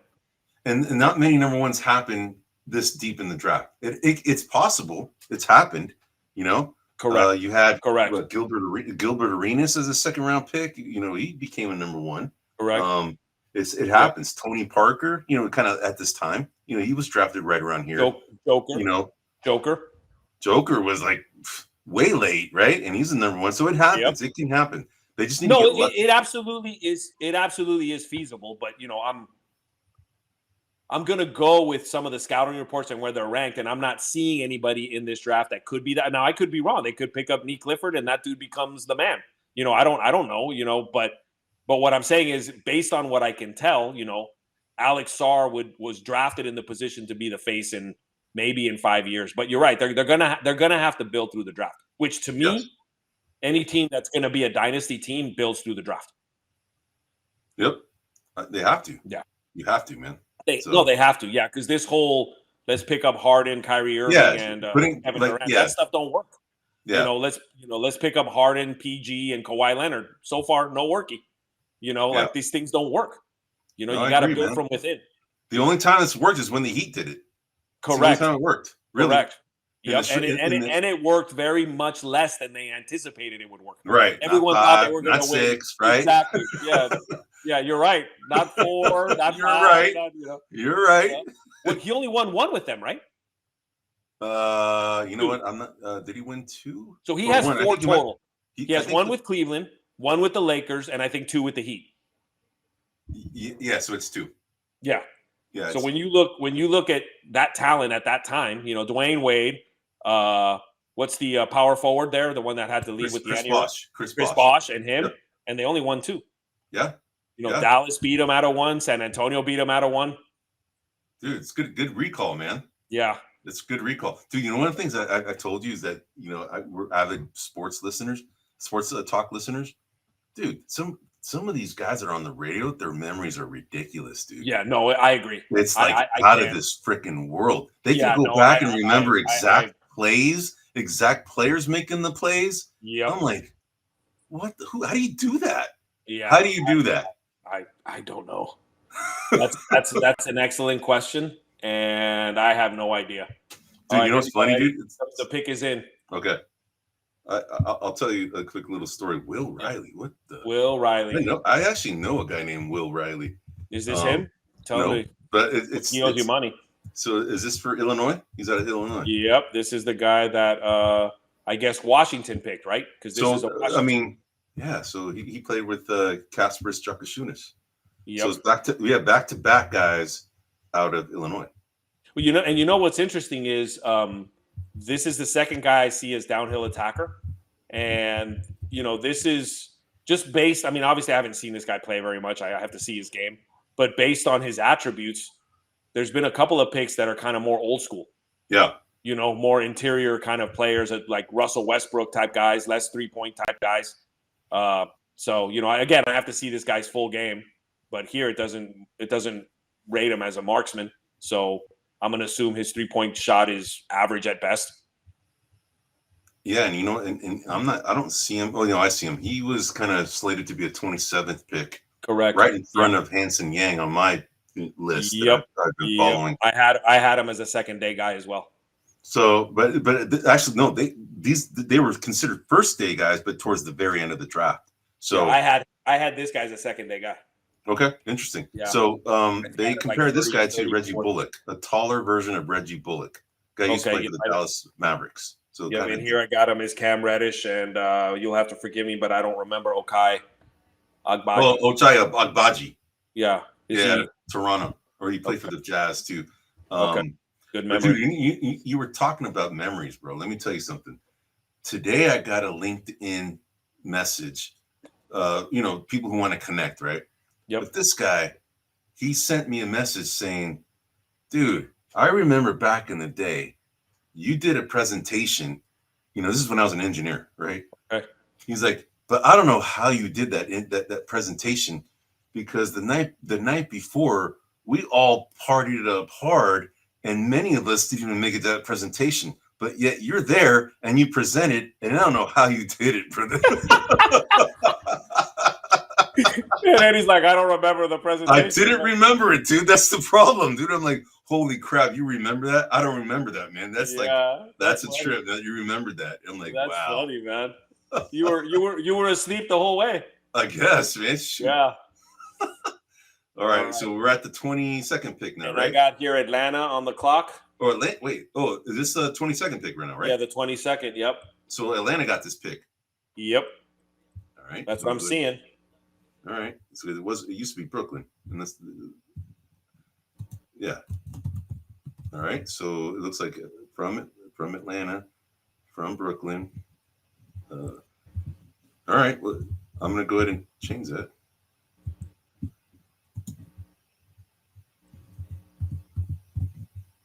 Via Brooklyn. So something with Terrence Mann. There was a trade with Terrence Mann and something to get this 22nd pick. Oh, really? Yep. So Brooklyn gave up Terrence Mann for this pick. That's what it is. Yeah, I think that's what it's looking like. Okay. So, and then I'm maybe Atlanta's getting those 2 picks down the road. Yeah. Those 2 Brooklyn picks, because Brooklyn's got like the 27, 28, or 28, 29. Maybe that's what they're doing. I don't know. Yeah, they're not ruling it out yet. So let's see if I could see anything on it. But oh man, I'm running out of batteries on my phone, man. Plug it in, brother. Plug it in. I gotta plug it in, but I have. Yeah, I can go ahead and plug it in here, bro. Give me a second, brother. All right. I'm still here, bro. I hear you. I'm just looking here. So if this is an Atlanta pick or a Brooklyn pick, in terms of who I've got, kind of Liam McNeely still available. Okay. I got Jace Richardson as a potential first rounder that's still available. Neat Clifford. We got Hassan Newell. Dude, slipping, brother. Yep. Drake Powell. We haven't talked much about him. No, you're right. Maxime Renaud, the big man. Rasheer Fleming. He's another first rounder that I have. Yep. Hugo Gonzalez. We haven't talked about him. He's out. Yeah, you're right. Yep. He had a pretty good comparison, man. From what I remember. And then Adu Thiaro. Those are the guys that I have left that would be first round possibility. Worthy. First round worthy. Just ranking, them in the first round. Borderline guy would be Ben Saraf, the Israeli. He's kind of been floating up, potentially. I have him as a second rounder, but and I'm trying to see Brooklyn again needs everything. If this is Brooklyn's pick, I'm still taking Neat Clifford. I mean, Brooklyn needs all kinds of help, and I can't see how that wouldn't help them. How he wouldn't help them. If this is Atlanta's pick, then we need to discuss about what Atlanta's needs are. I don't remember what Atlanta's needs are. So let me go ahead and look at that. So let me go ahead and find Atlanta on my list here. So we have they need more defensive-minded players. That was they're all offense, man. That's what we picked. Okay, so defensive. Let me see then. Let me look down my list here and see who we got. No real defense. We got Asano, who's a paint protector. Okay. So that's a possibility. Well, you had Neat Clifford here and Austin Newell as the 2 guys. So if we're going defense, we're going Austin Newell. If we're going a multi-purpose guy, we're going to go Neat Clifford. And if we're looking at team defense, then we're probably looking at Drake Powell. Okay. I think any of those 3 are going to be the right guys, dude. Correct. Yeah. That would be for Atlanta. If it's Brooklyn, I think it's Nee Clifford for sure. Yeah, so I'm not all the way up to speed. I'm Obviously, gonna go with Asa Newell. That's my call. I think you're right. I think it's going to be one of those two guys. Yep. So we shall see. And dude, we're at. So hey, just a reminder, we're here live, right? And if you're still here listening to us, thank you, right? Because there's a lot of things you could be doing with your time, but really appreciate it. Right? So hopefully we bring a smile to your face with our tomfoolery. No, we're just having fun, man. Of course, Tuan and I do this. We banter like this over lunch, right? Yes, we're essentially just kind of doing bar talk, lunch talk with all you guys. And, we're both hoop heads. We're big time hoop heads. Now, we both have jobs, right? But this is something that we enjoy. We enjoy hoops and we enjoy talking about hoops. And hopefully you're enjoying what we're telling you and talking to you about. We did a lot of research on this thing, but one thing I can tell you with the draft, the guys that do this on the TV, they have teams of people doing this, right? And they're able to kind of keep up with everything. It's just a two-man show here. We're trying our best. This is my team right here. This is my team, man. This is it. This is my team. So they picked up Drake Powell. It's tough, man. So they picked up Drake Powell. Drake Powell, man. That was the third guy. I said it was Asa Newell, Drake Powell, or Nee Clifford. My boy Neek's getting passed up, man. Someone's gonna get some value out of that guy. Wow. Dude, he's slipped big time, dude. He has slipped. Big time. Yeah. But I think this is, if they're looking at defense, this is probably the best defender from a team defense perspective out of the three. Out of those three guys, this is the best team defender. Asa Newell was the best shot blocker, and I think, Nee Clifford is just an overall glue guy. Yeah. Yeah, well, I mean, we shall see. These guys, Mikal Bridges is a really good comparison, right? It's Isaac Okoro. Those guys are very defensive-minded guys. Correct. This is a 3 and D. Well, not necessarily the 3 guy, but a D guy that can defend the 3. Yep. Yeah. Yep. So we'll see. I mean, I'm not hating this pick. I'm not either, bro. Yeah. I'm not either. All right.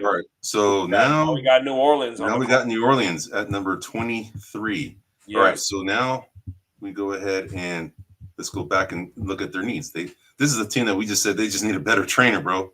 Another center. Yeah. Right? Now this is a team that I covered, and what I said is because they need another center. There was no real good centers right around this time, although you have Danny Wolf, who is a potential guy that could be a good fit for these guys. But the guys that I picked here just for best available, of course, the same guys we're talking about in the last few rounds: Nee Clifford, Rasheer Fleming, Ben Saraff. Those are the three. Now, Nee Clifford is a small forward. Rasheer Fleming is a power forward, and then we have Ben Saraff, who's a shooting guard. Okay. Now, Ben Saraff compares to Manu Ginobili, according to this site that I've been, kind of looking at.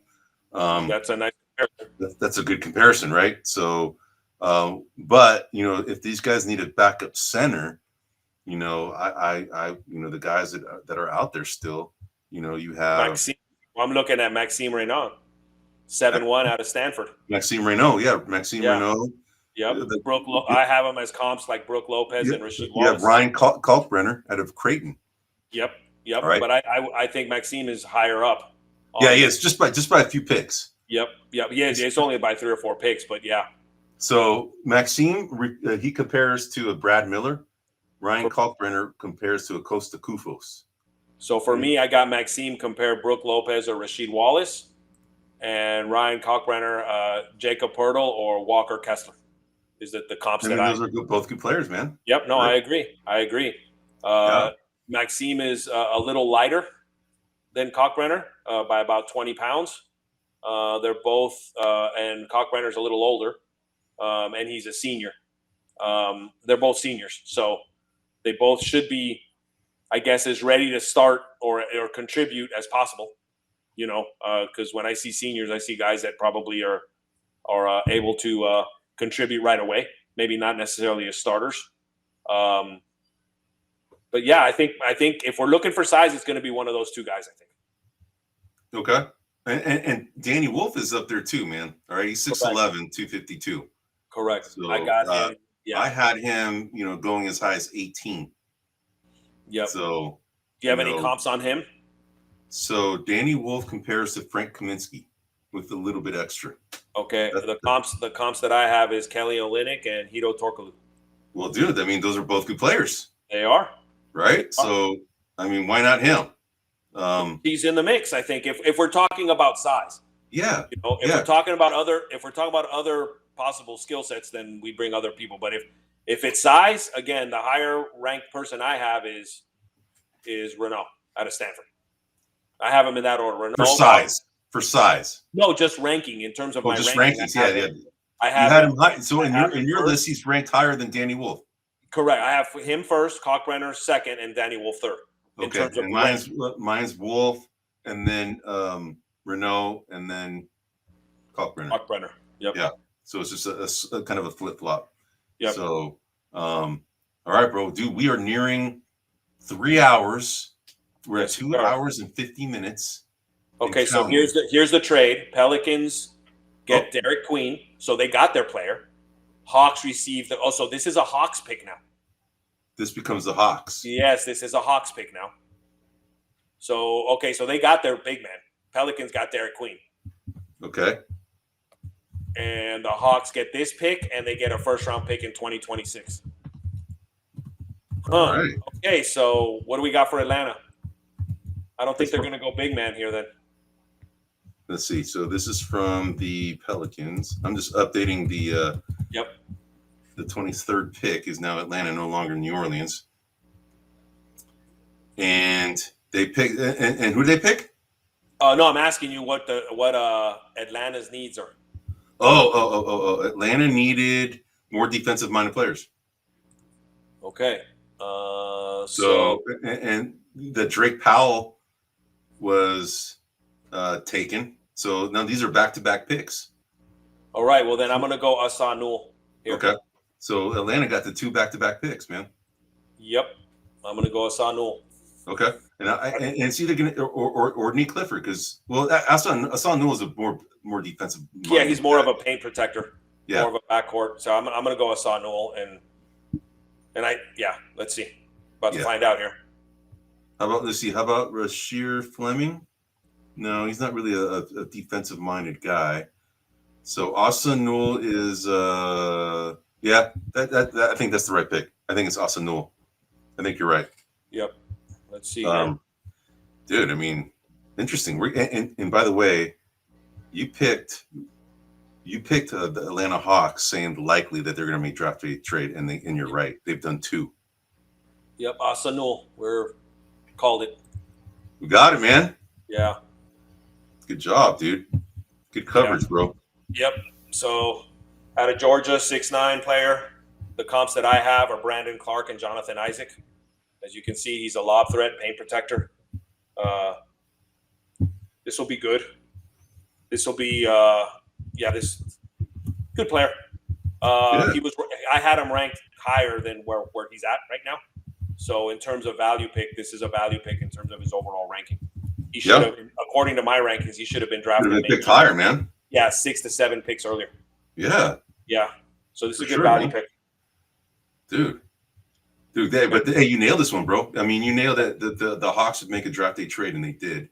Yep. And then you also picked that this would be Hassan Newell on this pick. So good job there, Twan. Oh, man. Hey, blind squirrel, bro. Blind squirrel. Soothsayer Twan, bro. The optimist Twan was throwing me off, but so far you're right, brother. Yeah, well, there's been a lot of movement. Maybe not as much as I had. See, it's hard to I put all those likely, but obviously when someone does a trade, it impacts the other likelies, right? It's kind of a domino effect. When somebody makes a pick, then the other likelies are less likely because something's shifted.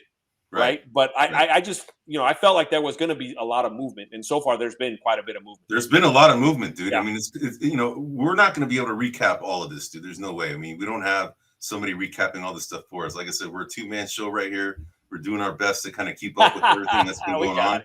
And dude, we're doing good, bro. We're doing all right. But as far as recapping the trades, dude, it's going to take, we need someone listening to. You need a team that's going to put all this stuff together to kind of summarize it so that we put it at the end. We're just here to kind of banter, bring some entertainment value as we're doing these picks, right?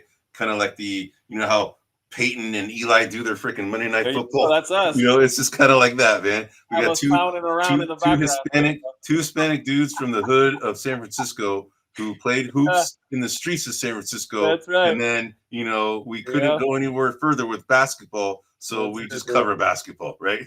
Dude, I was gonna be Dr. J, but instead of being 6'6", I'm 5'10", 5'11" on a good day.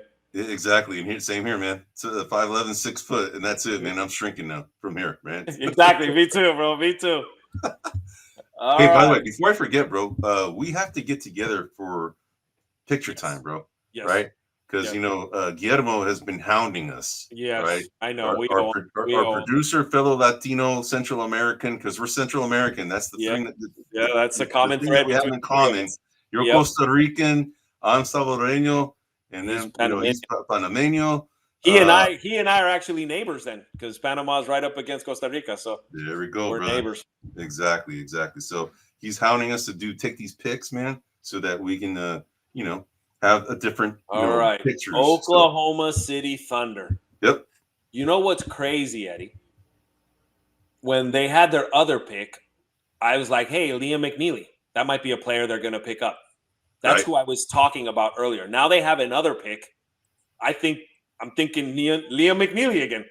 He's still available. So I had because this is the team that I covered. I put highly unlikely for a draft pick, and dude, it's the same three.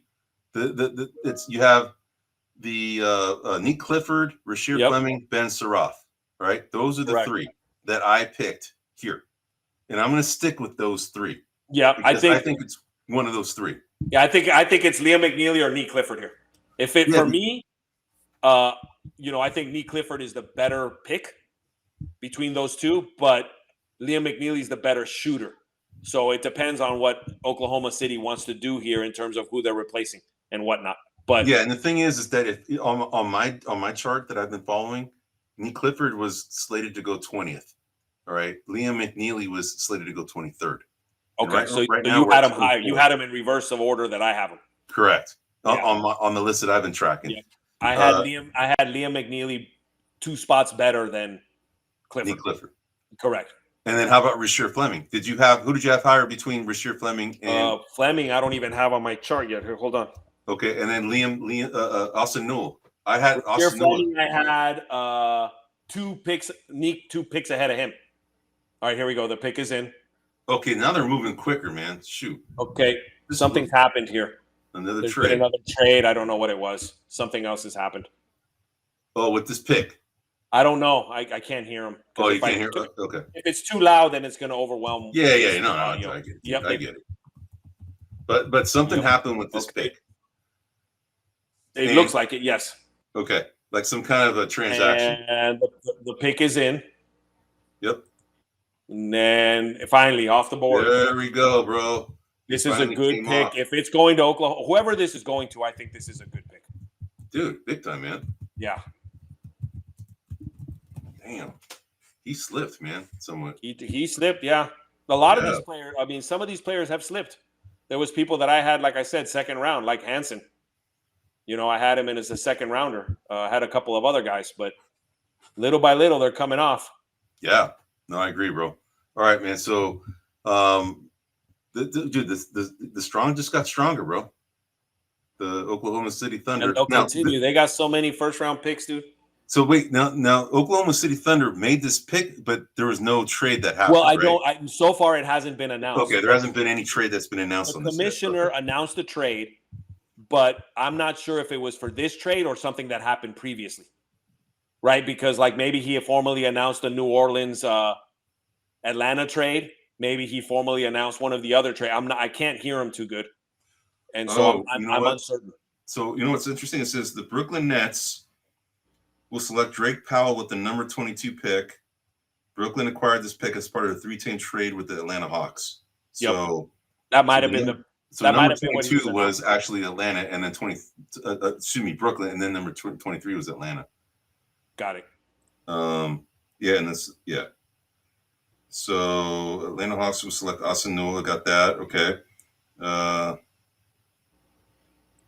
That's it, man. That's all. Let me see. There's nothing else that's been reported on this pick right now yet. All right, we got a new team, Eddie. The Orlando Magic are on the clock. What did we All right. get?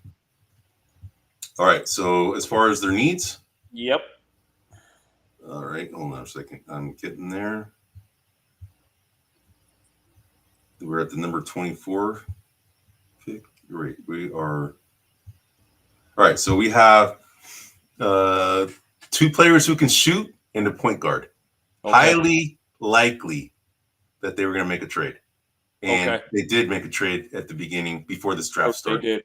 For Desmond Bain. The guys that and the guy that I put here is so Drake Powell's gone.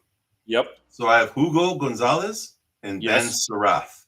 Those are the 2 guys that I had on there, along with Drake Powell, and Drake Powell's already gone. Okay. So I have Hugo Gonzalez and Ben Sarath. So we know that Orlando now has Desmond Bain. All right. They gave up Cole Anthony, Contavious Caldwell-Pope. Yep. So, and this is a great trade for him because this brings shooting that is desperately needed by this team. They reminded me of, they're the Houston Rockets of the East, bro. Right? Yep. They play very good defense, but can't shoot. Rockets, great defense, can't shoot. Now, both teams went ahead and made a move. They made a move. One of them got Kevin Durant. The other one got Desmond Bain. Desmond Bain falls to the team that we're talking about here. So they're about $56.2 million over the cap. So they have a few guys here that I think are going to be gone to make us some cap room. Although I don't know if they're going to part ways with Moritz Wagner. That's Franz Wagner's brother. I think they probably want to keep that together. It probably keeps Franz Wagner kind of happy, right? Kind of like the way Robin and Lopez kind of kept Brooke Lopez kind of happy. Goga Batadze is another guy who's probably gone. Gary Harris, Corey Joseph. These are all guys that I think are going to be gone. Okay. I think they just need one more shooter. One more shooter. And I got your shooter, Eddie. You did. You already picked? I think Liam McNeely's the guy. He goes here. That's not a bad pick, man. I think it's Liam McNeely. That's not a bad pick. I think that would be a home run for these guys. I'm going to go ahead and say Ben Sarath. Okay. I'm going to go ahead and just pick that just because I just want to be different. No, all good. All good. Yeah. But, I just think I think he's the best point guard prospect. Hugo Gonzalez and Ben Sarath are the 2 best point guard prospects, and I think they still need that. Even though they have Jalen Suggs, I just think that, they could use another point guard. So Magic, and we're going to go ahead, and the pick is not in. Hey, I got to say, the last few picks have come in quick, though. I got to give that. So it already says here the pick is in. They just yapping about something, and they don't give the stage to the commissioner yet. And you like how I put Orlando Magic? I like it. I like it. I know Orlando. Orlando is a good guy. My name's Orlando. Yeah, I am Orlando of the Magic. Exactly, man. But they're yapping away, man. And they're yapping away. It's all good. It is all good. Yeah. So just so you know, on their board, they got Jace Richardson as the number 1. Hugo Gonzalez is 3. Liam McNeely is 4. So they've got him ranked 4 on their chart on ESPN or whatever channel I'm watching. All right, here it is. Hey, wait, real quick. I'm going. Sacramento Kings traded for the number 24 pick that Oklahoma City Thunder had. Okay. So Nick Clifford is going to. Oh, okay, man. I was wrong. Yep. The Magic, and yes, this makes sense, I guess. They picked up Little J Rich. No way, really? Yes, they did. Wow. Right on, man. I like that. I like Jason. I love Jason Richardson. A little bit of an undersized kind of 2 guard. I don't know if he's really a true point, but we'll see. I mean, that he's a shooter. He's a shooter. Yeah, and the thing is that they what they say about him on this, and by the way, my freaking screen is locked up again. So I was going to go ahead and tell you what they say here, but they say he's just they compare him to Delonte West, right? Okay. Yep. They say he's a pretty efficient player, though. He does a lot of good things well. So it's just that he's undersized, right? He's like 6'2", Yeah, I got him as 6'1" here, 6'1". 19 years old. The comps that I got is Derek White and Rip Hamilton. Okay. That's pretty good comps. I mean, both of those guys are champions. But I don't know if he's got his daddy's hops. But No, yeah, I yeah, don't think so. I don't think so either. But it's not a bad. I mean, they needed 3-point shooting. They got another 3-point shooter. I'm wondering if they should have went with McNeely here. McNeely has some size. Yeah, because he's 6'7". Yeah, he's 6'7", 215. But if they need another point guard or a smaller guard, then he's the right choice. Yep. And I had him pretty close in terms of rankings, one versus the other. So, all right, now we're on to the double Brooklyn picks. As far as you can tell, back to back. These should be going quick, man. So they should just go up there and announce. So they need everything. We know that. Yep, they point guard, shooting, wing defense, front court. So what we had here, Joan Beringer, gone. Yep. Ben Seraph, who's still out there, still available. And then we had Hugo Gonzalez for the next pick, and then we have your boy Bogo Markovic. Bogo, okay. Bogo Lijub. So I don't know the order, but I'm feeling like one of these picks is going to be Rasheer Fleming. Yeah, because he slipped a lot, man. He has. So I'm thinking that's one of the picks. Okay. I don't know. I mean, I'm losing faith in Liam McNeely here. He keeps dropping. So I'm gonna go with Hugo Gonzalez and Rasheer Fleming. I think. What about Danny Wolf? Picks. Danny Wolf, baby. I think he's gonna be a second day guy. Yeah. I'll give you maybe potentially Ben Seraph. He's possible as well. But I think one of those guys is going to be Rasheer Fleming. All right. He's a good team defender, which you're going to need. Yep. 6'9" guy, 232. He's a junior. For me, upperclassmen always can contribute a little bit better immediately. Maybe have a lower ceiling, but they can contribute. Right. And Hugo Gonzalez, I believe he's out of Spain. His comp is Josh Green, also a good team defender, crafty finisher. And then Ben Seraph, I've got him as a 6'5" guard. Comps are D'Angelo Russell and Tomas Sodoransky. For who? For who's this? Or that's for Ben Seraph. Those are the comps that I have. Oh, see, yeah, I had Manu Ginobili. Yep. So I'm thinking Fleming and Hugo. What are your thoughts? I am gonna go Seraph or Rasheer Fleming. Okay. And then for the next pick, it'll be Walter Clayton, or I'm going to go ahead and say Liam McNeely because I think he should be picked by now. So that's what I'm going to go ahead and say. Wasn't Clayton already taken? Walter Clayton was taken. Yeah, I meant. Did I say Walter Clayton? Liam McNeely. Yeah, Rasheer Fleming, and Liam McNeely are the guys that I'm going to go ahead and say. Well, if you go by the way I sorted the talent on my board, those would be the two picks. Yep. But I'm losing a little faith in Liam McNeely. He's been passed up quite a bit. I think he might be, in terms of the way I rated him, he might be the biggest dropper I have. Yeah, and right now, Danny Wolf right now is one of my biggest droppers because I had him as high as 18. Yeah, I had Danny Wolf in the second round. I keep rearranging everything, so maybe I had him in the low first round. It's possible, but every time we get a draft pick, I'm arranging it by the order, and so he may have been late first round, but he's dropped for me as well. Obviously, everyone here that I'm suggesting has dropped, but Liam McNeely has dropped quite a bit because I think I want to say I had him around 16 to 20. Okay, and I'm surprised that their pick is taking this long, bro. Well, it says the pick is in, but we're on a commercial. So, and you know what? It doesn't show it on any of the platforms that, as far as who has gotten picked up. I refreshed it, and it's not there yet, man.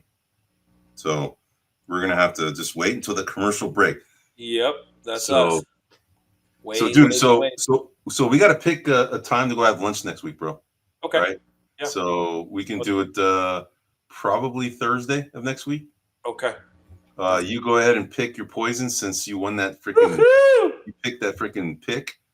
So, so your choices: Jack in the Box, Taco Bell, or Fleming Steakhouse, or Chick-fil-A. Man, this is rough, bro. This is rough.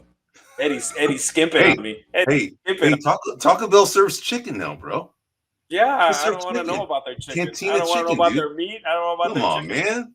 Come Dude, on. all they do is paint their meat brown and call it chicken. That's all. Dude, by the way, you know Jack in the Box? You ever had their tacos? Yeah. Do you know that they're not made out of meat? Oh, I'm sure they're made out of. No, I don't even know if I want to know. What are they made out of? It's soy. And well, they're good. They're scrumptious. They're vegetarian, man. It's a total vegetarian. And all these years, I thought it was not. And it's vegetarian. And you love them, don't you? I don't like them as much. My wife loves them. I don't like them as much. They're the ultimate I'm drunk food.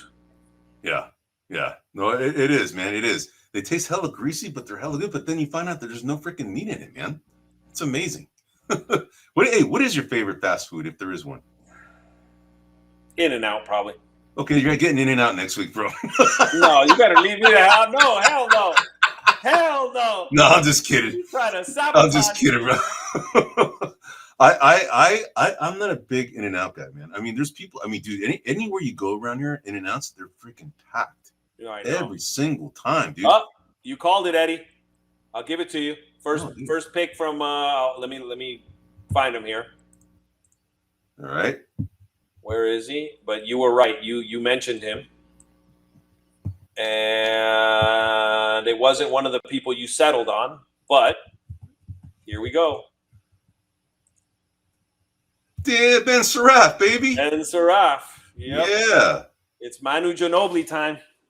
It's Manu Ginobili time. It's Manu Ginobili time. Now, he's from France? Is that right?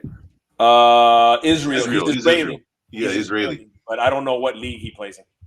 Yeah. Israeli. Okay. So, all right. So now Ben Seraph is off. So then I'm still sticking with Fleming, dude. It better be Fleming. It has to be. I would say Rasheer Fleming. Unless they want to go with Maxime Reynaud, but I don't. Nah. I don't think so either. It's going to be Liam McNeely or Rasheer Fleming. They better go Fleming, I think. Although I wouldn't be surprised if it's Danny Wolf either, man. Okay. No, good call. But it's either one of those three. I mean, dude, we're getting down to we're going to narrow it down, bro. So on this ESPN / ABC board, they've got Fleming as the number 1 ranked guy available. Yeah. Makes sense. Makes sense, brother. All right, so I'm going to change this Brooklyn Nets to 27 because it's the same guy. So the next pick is 27. This was from the Rockets. Do you remember this trade? What is this? Is this for Kevin Durant, probably? Oh, from the Rockets? Say that again? Yeah, I'm thinking. No, sorry. Duh. That would be from Phoenix. Yeah. I don't remember what this pick was for. Oh, maybe for Harden? Yeah, I don't know. No, because that went the other way. He went from Houston to. No, then I don't know. So, dude, what's interesting is that they have this player here that he compares to. D'Angelo Russell, it's a decent comparison. D'Angelo Russell, for all he is, he's actually a decent player, dude. He is a good player. He's a good player. He's just a little bit ball hoggy for a point guard. Yeah, but this guy Thomas Satoransky, dude. I mean, he's actually a decent player, and he disappeared. I don't know where he's at. I don't think he's in the league anymore. But he played for the Washington Wizards and actually was decent, not bad. So it's I don't know where he's at now, but maybe he's overseas. I haven't looked at where he's at, but dude, getting back to because we were trying to finish up our fast food conversation. So I'm not a big In-N-Out fan, but what I was telling you is that anywhere you go around here, dude, they're always packed. The one reason why I don't like them, bro, it's the freaking fries, dude. I don't like their fries. They taste kind of like, even though they're fresh, they taste kind of raw, bro. That's the reason why I don't like them. And I'm a fries guy. So if the fries are bad, I'm out. So you're a McDonald's guy. No, I'm not a McDonald's guy either. I'm a Five Guys guy. But come on, fries from McDonald's are better than fries. No, Five Guys or fries are way better than McDonald's. It's because you get the Cajun fries. No, dude, they're way better. They're like peanut oil. They have the freaking rinds still on there, and they taste way better than McDonald's. I don't know. McDonald's fries are like king, bro. You know what? Next time we have lunch, dude, bring your freaking blindfold, dude, right? And then I'm gonna go ahead. We're gonna go to a burger joint, and it has all the places with the fries, and we're gonna do a blind taste test. And I guarantee you will pick Five Guys. Guarantee it. We'll see. All right.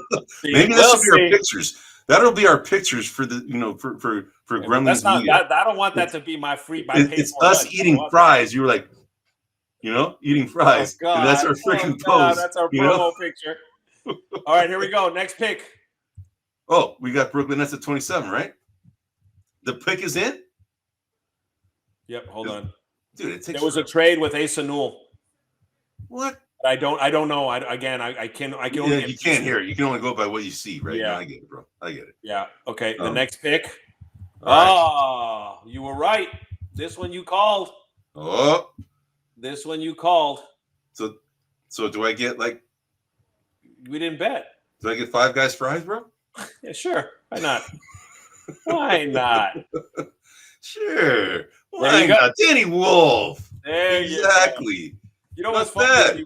They showed him on TV while you and I were talking, and he had a look in his face like, "Oh my God, I came all the way out here, and I'm not going to get picked up, dude." Even right now, he's like this, and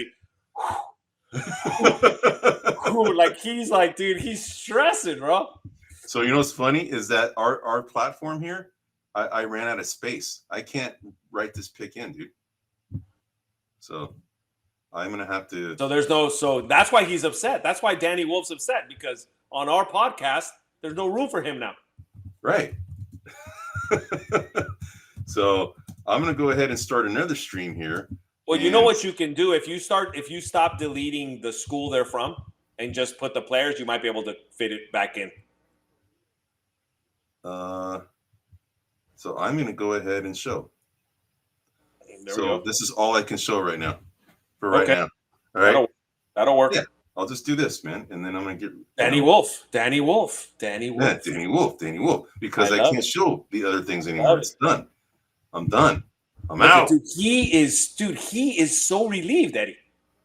His face is like, oh, I get to come up on stage. Oh my God. Dude, that's cool, man. That's cool. But hey, dude, my list says that this guy was a first-round pick. Your list said he's a second-round pick. Yeah, well, it's hard for me to tell because I'm rearranging everything now. Oh, so I have to look back, but I'm thinking he was either low first round or high second round. It's hard for me to tell now because I'm rearranging everything. Right. Okay. And so as players are getting picked, I'm rearranging. But right now, my top three guys that are left for this round, for the first round, in terms of for sure I had him in the first round, is Liam McNeely. Yeah. Maxime Renault. And Liam McNeely is a total freaking Boston Celtics kind of player, man. He is. And Rasheer Fleming. So we have Rasheer Fleming, Liam McNeely, and then Renault. Those are my guys, right? But then going into the Hugo Gonzalez. Yeah, he was for sure in my first round. Yep. So was Adu Theora. Oh, you had him. I had him later. Yep. And then Ryan Cockbrenner, I'm pretty sure I had in the first round. And then after that, I'm a little uncertain. I got a guy, Yannick Conan Niedenhauser. I don't have him in mind, dude. 7-footer compares to DeAndre Jordan. So paint protector, lob threat kind of guy. But we'll see. So the Boston's in. So what does Boston need? Well, they gave up their point guard. So I had front court depth, scoring while Tatum is out. And then they need guard depth. So you had draft targets at number 28, Adu Thiero, Liam McNeely, Rasheer Fleming, and Noah Penda. Those are the guys that you had. Okay. Noah got picked, didn't he? No. Or is not? No. Okay. None of these guys have been picked. So I'll give you Adu Thiero 6'7", Liam McNeely 6'6", Rasheer Fleming 6'8", Noah Penda 6'8". Yeah. Right? So to me, the best guy would be Rasheer Fleming here for them. Yes, he's the highest rated guy left right now. Yeah.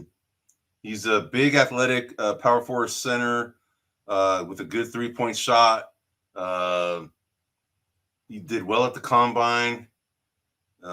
thinking that he is going to come off the board in the mid-first round, according to this site. That's not true. And they compare him to a bouncy Markieff Morris. Okay, and the comps that I got is Larry Nance Jr. and Brandon Bass. Oh my God, Brandon Bass. I forgot about that guy. Yeah, me too. I forgot what team he played for, though. All right, Boston's pick is in. Let's see. I think they go over Sheer Fleming. Oh, they didn't. Liam McNeely, no. Huh? Did they go Liam McNeely? No, they did not. I'm about to share here. They did not go McNeely either. They went point guard. Or guard, I guess. Oh, Hugo Gonzalez. Yeah. Wow. All right.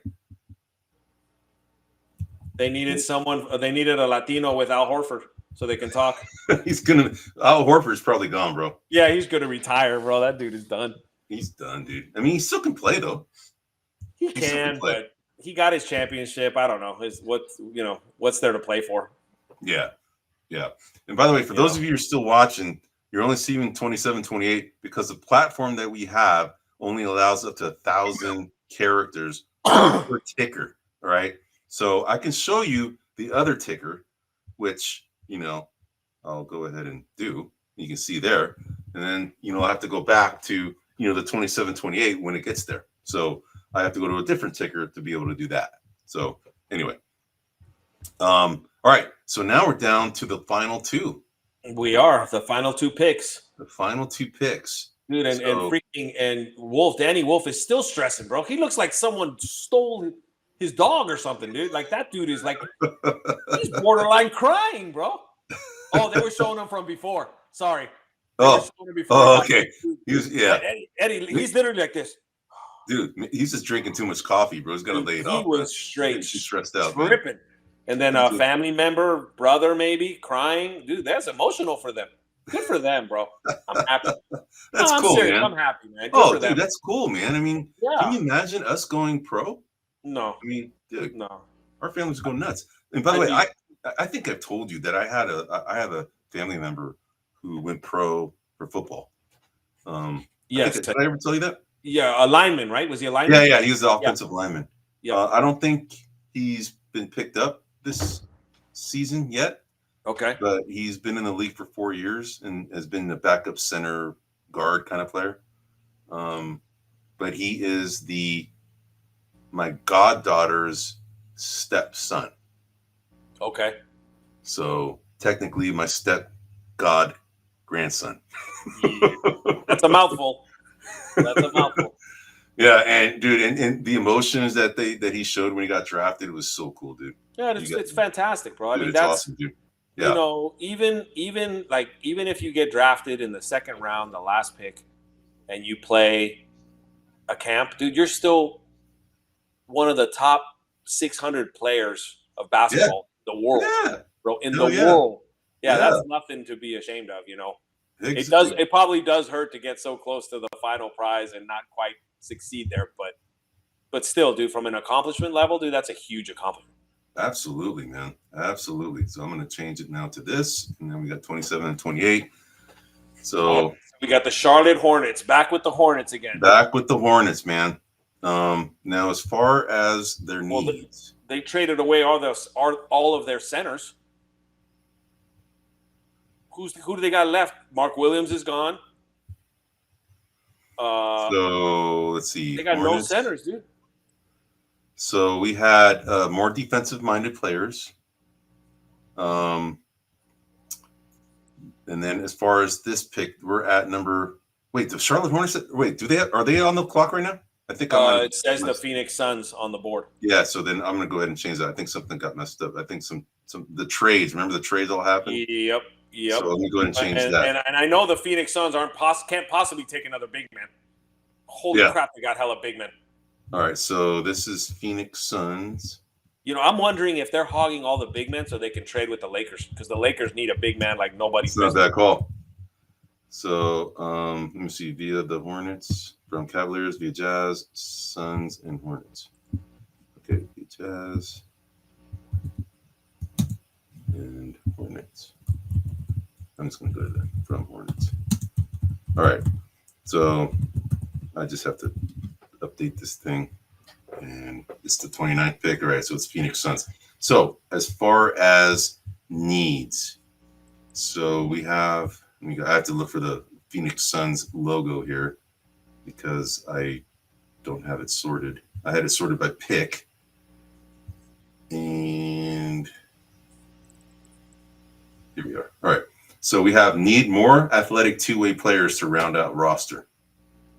At number 29, we have Jace Richardson, Danny Wolf, or Noah Penda. Noah Penda is the only one available. In terms of my drafts, I don't think they're not going to take Maxime right now. They're not taking another big man. That would be ridiculous. Yeah, I agree.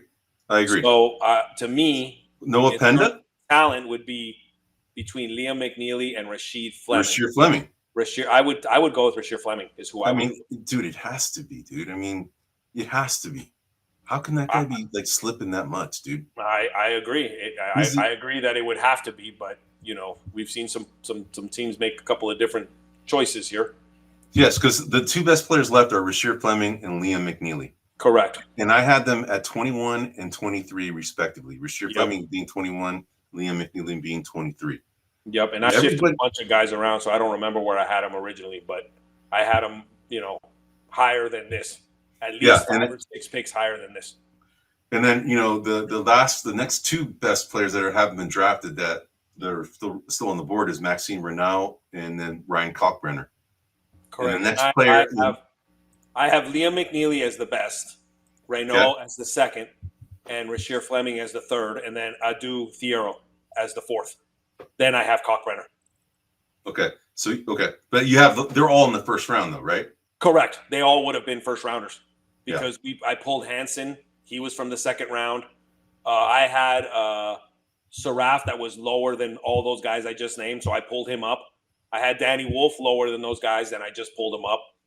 I can't remember if they were first round or not, but I had them there. All right, well, the pick is in for, and they took Liam McNeely. Did they really? Yes, they did. Wow. All right, man. And the comps that I have here are Keegan Murray and Corey Crisper. Freshman from Washington, obviously, 6'7", 3-point shooter. Yep. And he's out of the Washington. Yep, he's another one that was stressing. Why did I come here if I'm not taking in the first round? Those two guys were just stressing. All right, man. So, so now the last pick of the draft is the Los Angeles Clippers. Yes, sir. Now, let's go ahead and see what we had for their needs. So we had backup center. So perfect, dude, because that's all that's left really is the centers. So more blocking, bench depth, and off-ball scoring. So what we had here at number 30 was Ryan Kalkbrenner, Tahad Pettiford, who's a point guard. So the only center that we had here is Ryan Kalkbrenner, but then we also had this Stanford kid, right? Yeah. So those it's going to be probably one of those two, given that your assessment was saying that they needed a backup center. But I mean, Kalkbrenner is a good fit because he's similar to at least from a defensive standpoint, to Zubac. Yep. Zubac does a lot, right? He's emerged to be a very good center. Correct. And between Reynaud and him, he's a little bit better defender. But Kalkbrenner is correct. Yeah. But Reynaud has more range. Okay. So just depending on how you want to do it. So let me go ahead and move to this to the Los Angeles Clippers, and this is the last pick of the draft, man. We did it for today. And we did it, and we're going to be back here tomorrow, everybody. All right, live. Hopefully, we didn't get any questions today, so that's hopefully it's less than 3. Oh, wait, there is some chats here. Hold on. You got chats? No, it's nothing. Yeah, I got you. But we're going to be here again tomorrow, and then we're going to be back next Wednesday. More than likely, just covering the summer league, and then there'll be some trades because. Yeah, we're gonna have to cover all the trades and all that stuff, right? I'm not mistaken. July 1st is when the free agency market starts, if I remember correctly. Okay. So there'll be a lot of that. All right. So I'm saying Kalkbrenner, man. Are you going with your Maxime Renault guy? I kind of want to go, even though he's not quite a fit. I want to go Rasheer Fleming for some reason. I mean, he's the best available. Yeah, right. Yeah. I'm thinking Rasheer. I'm going Kalkbrenner. Okay, I'll go with Rasheer. Okay. And man, let me see. So like tomorrow, so the next pick tomorrow, first pick is gonna be Minnesota. Yes, Minnesota and Boston are the first two. Yep. Assuming there's no trades that happen. Correct. Yep. Or trades that have yet to be announced. Right. Yep. Are there any details on the Maluach deal? No, I haven't found, but Maluach is going to Phoenix. What I haven't found is what Phoenix gave up. What they gave up. Yeah. So and I can't see anything about it either, man. Yeah, I don't know, man. All right, brother. So what you got going on tonight, bro? Did you already eat your dinner or no, not yet. I got to eat. I still got a little bit more work to do since we started earlier than usual. So I got some stuff that I got to take care of. But oh man, hey, by the way, did you go see that movie, How to Train Your Dragon with your daughter? Yeah. You made it on time. It was all right. And then last night I went to go see the new Karate Kid with my younger daughter. Oh, how was that? It was pretty good. I don't want to ruin it for anyone who maybe is a fan and hasn't watched, but it was entertaining. All right. I don't know if you're a big Karate Kid fan. I liked it. Yeah, I like Karate Kid series. I like the original one though. Yeah, I like the original one. Was fantastic. And did you watch Cobra Kai? I did. I watched Cobra Kai. I watched it. It's good. It's hysterical. Like me and Lex, we often call it the absolutely best worst show I've ever seen in my life. It's like bad, but it's so good. Like we love it. So that's what basically got her as a Karate Kid fan was us watching Cobra Kai, and then she's like, "Let's go watch the new movie." Ralph Macchio's in it. Yeah. Well, my daughter did martial arts, right? I don't know if you knew that. I told you this. I remember you saying. And anytime you do martial arts and you see that stuff, it brings you back a little bit, man. It's like, the competitive juices go again, right? And exactly. You see the fight, you're like, okay, what would you do there, right? What would you do with that move, right? Yeah. But she watched. How would you counter? How would you block? Yeah, all that stuff, right? All that stuff, But all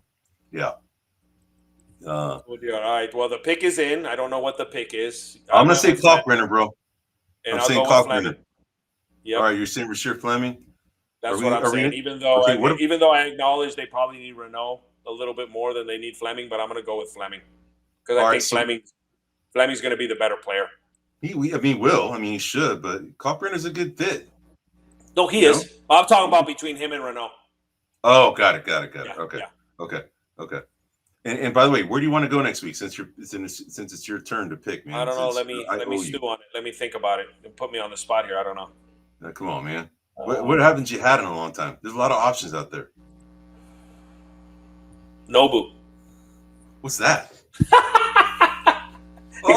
Is that Middle Eastern joint? No, Nobu is a Japanese restaurant in Palo Alto. It's expensive as all get out. Is it really? Oh yeah, it's expensive as I wouldn't do that to you. I'll get you a miso soup. That's no problem, bro. No, dude, if you like Japanese food, bro, that play you will. For the two of us, without any alcohol, we'll probably walk out of there. It'll be at least 300. Are you serious? Yeah, it'll probably be at least 300. Is it just like do you guys eat a lot of sushi, or is it just that each dish? Yeah, is well, I like a lot of sashimi, so they have the Toro there, which is really good. So you get that. But the Toro is like 5 little pieces, and it's $90, dude. Oh, yeah, but it's so good. It's so good. But no, let me stew on it and see what You know me, I like hearty food, so. I'll figure out where we should go, where we haven't been in a while, and we'll just enjoy it. All right, the pick is in, Eddie. All right, here brother. we go. We'll see who we got here. I think it's going to be one of those 3 guys. Well, I'm saying Kalkbrenner. Yep. I think he's a good. What did I just do? Let's see here.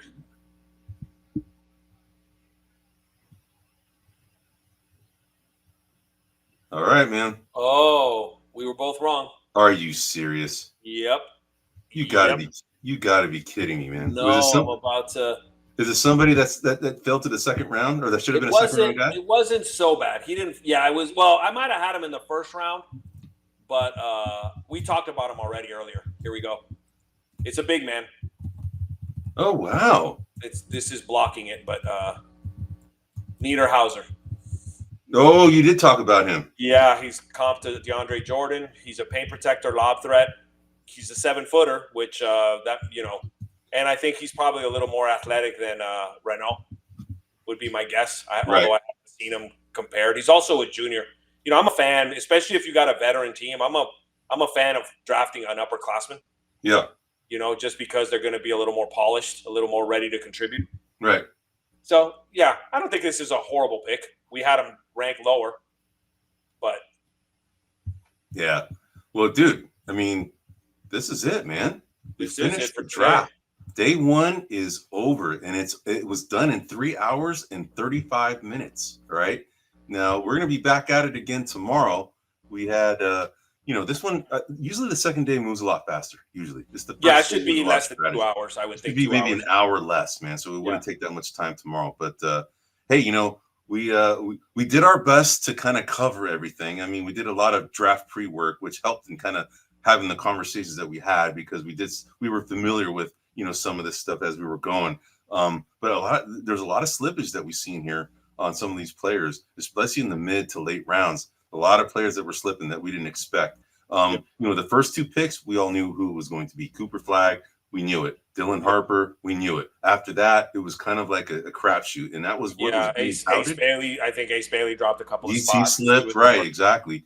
Hanson Yang was a guy that I didn't expect. I didn't see that happening either. But there's been a lot of trades happening. We can't necessarily summarize it all. We'd love to, but we just, like I said, we're a 2-man show. We don't have a bunch of people in the background like you see a lot of the guys on TV that have all of their information ready and to go because they have a team of people that bring this all together to make that show look good, right? And we're doing our best. If you're here to listening to us, you're just enjoying our banter, right? You're just seeing 2 Latino dudes trying their best to cover basketball, right? And we do a decent job. There's a lot of research that goes into this, but it's fun. It's something that we enjoy, right? It's something that, Tuan and I really love basketball, and we want to bring this content. Hopefully we'll make you laugh here and there sometimes, just because we've known each other for so long.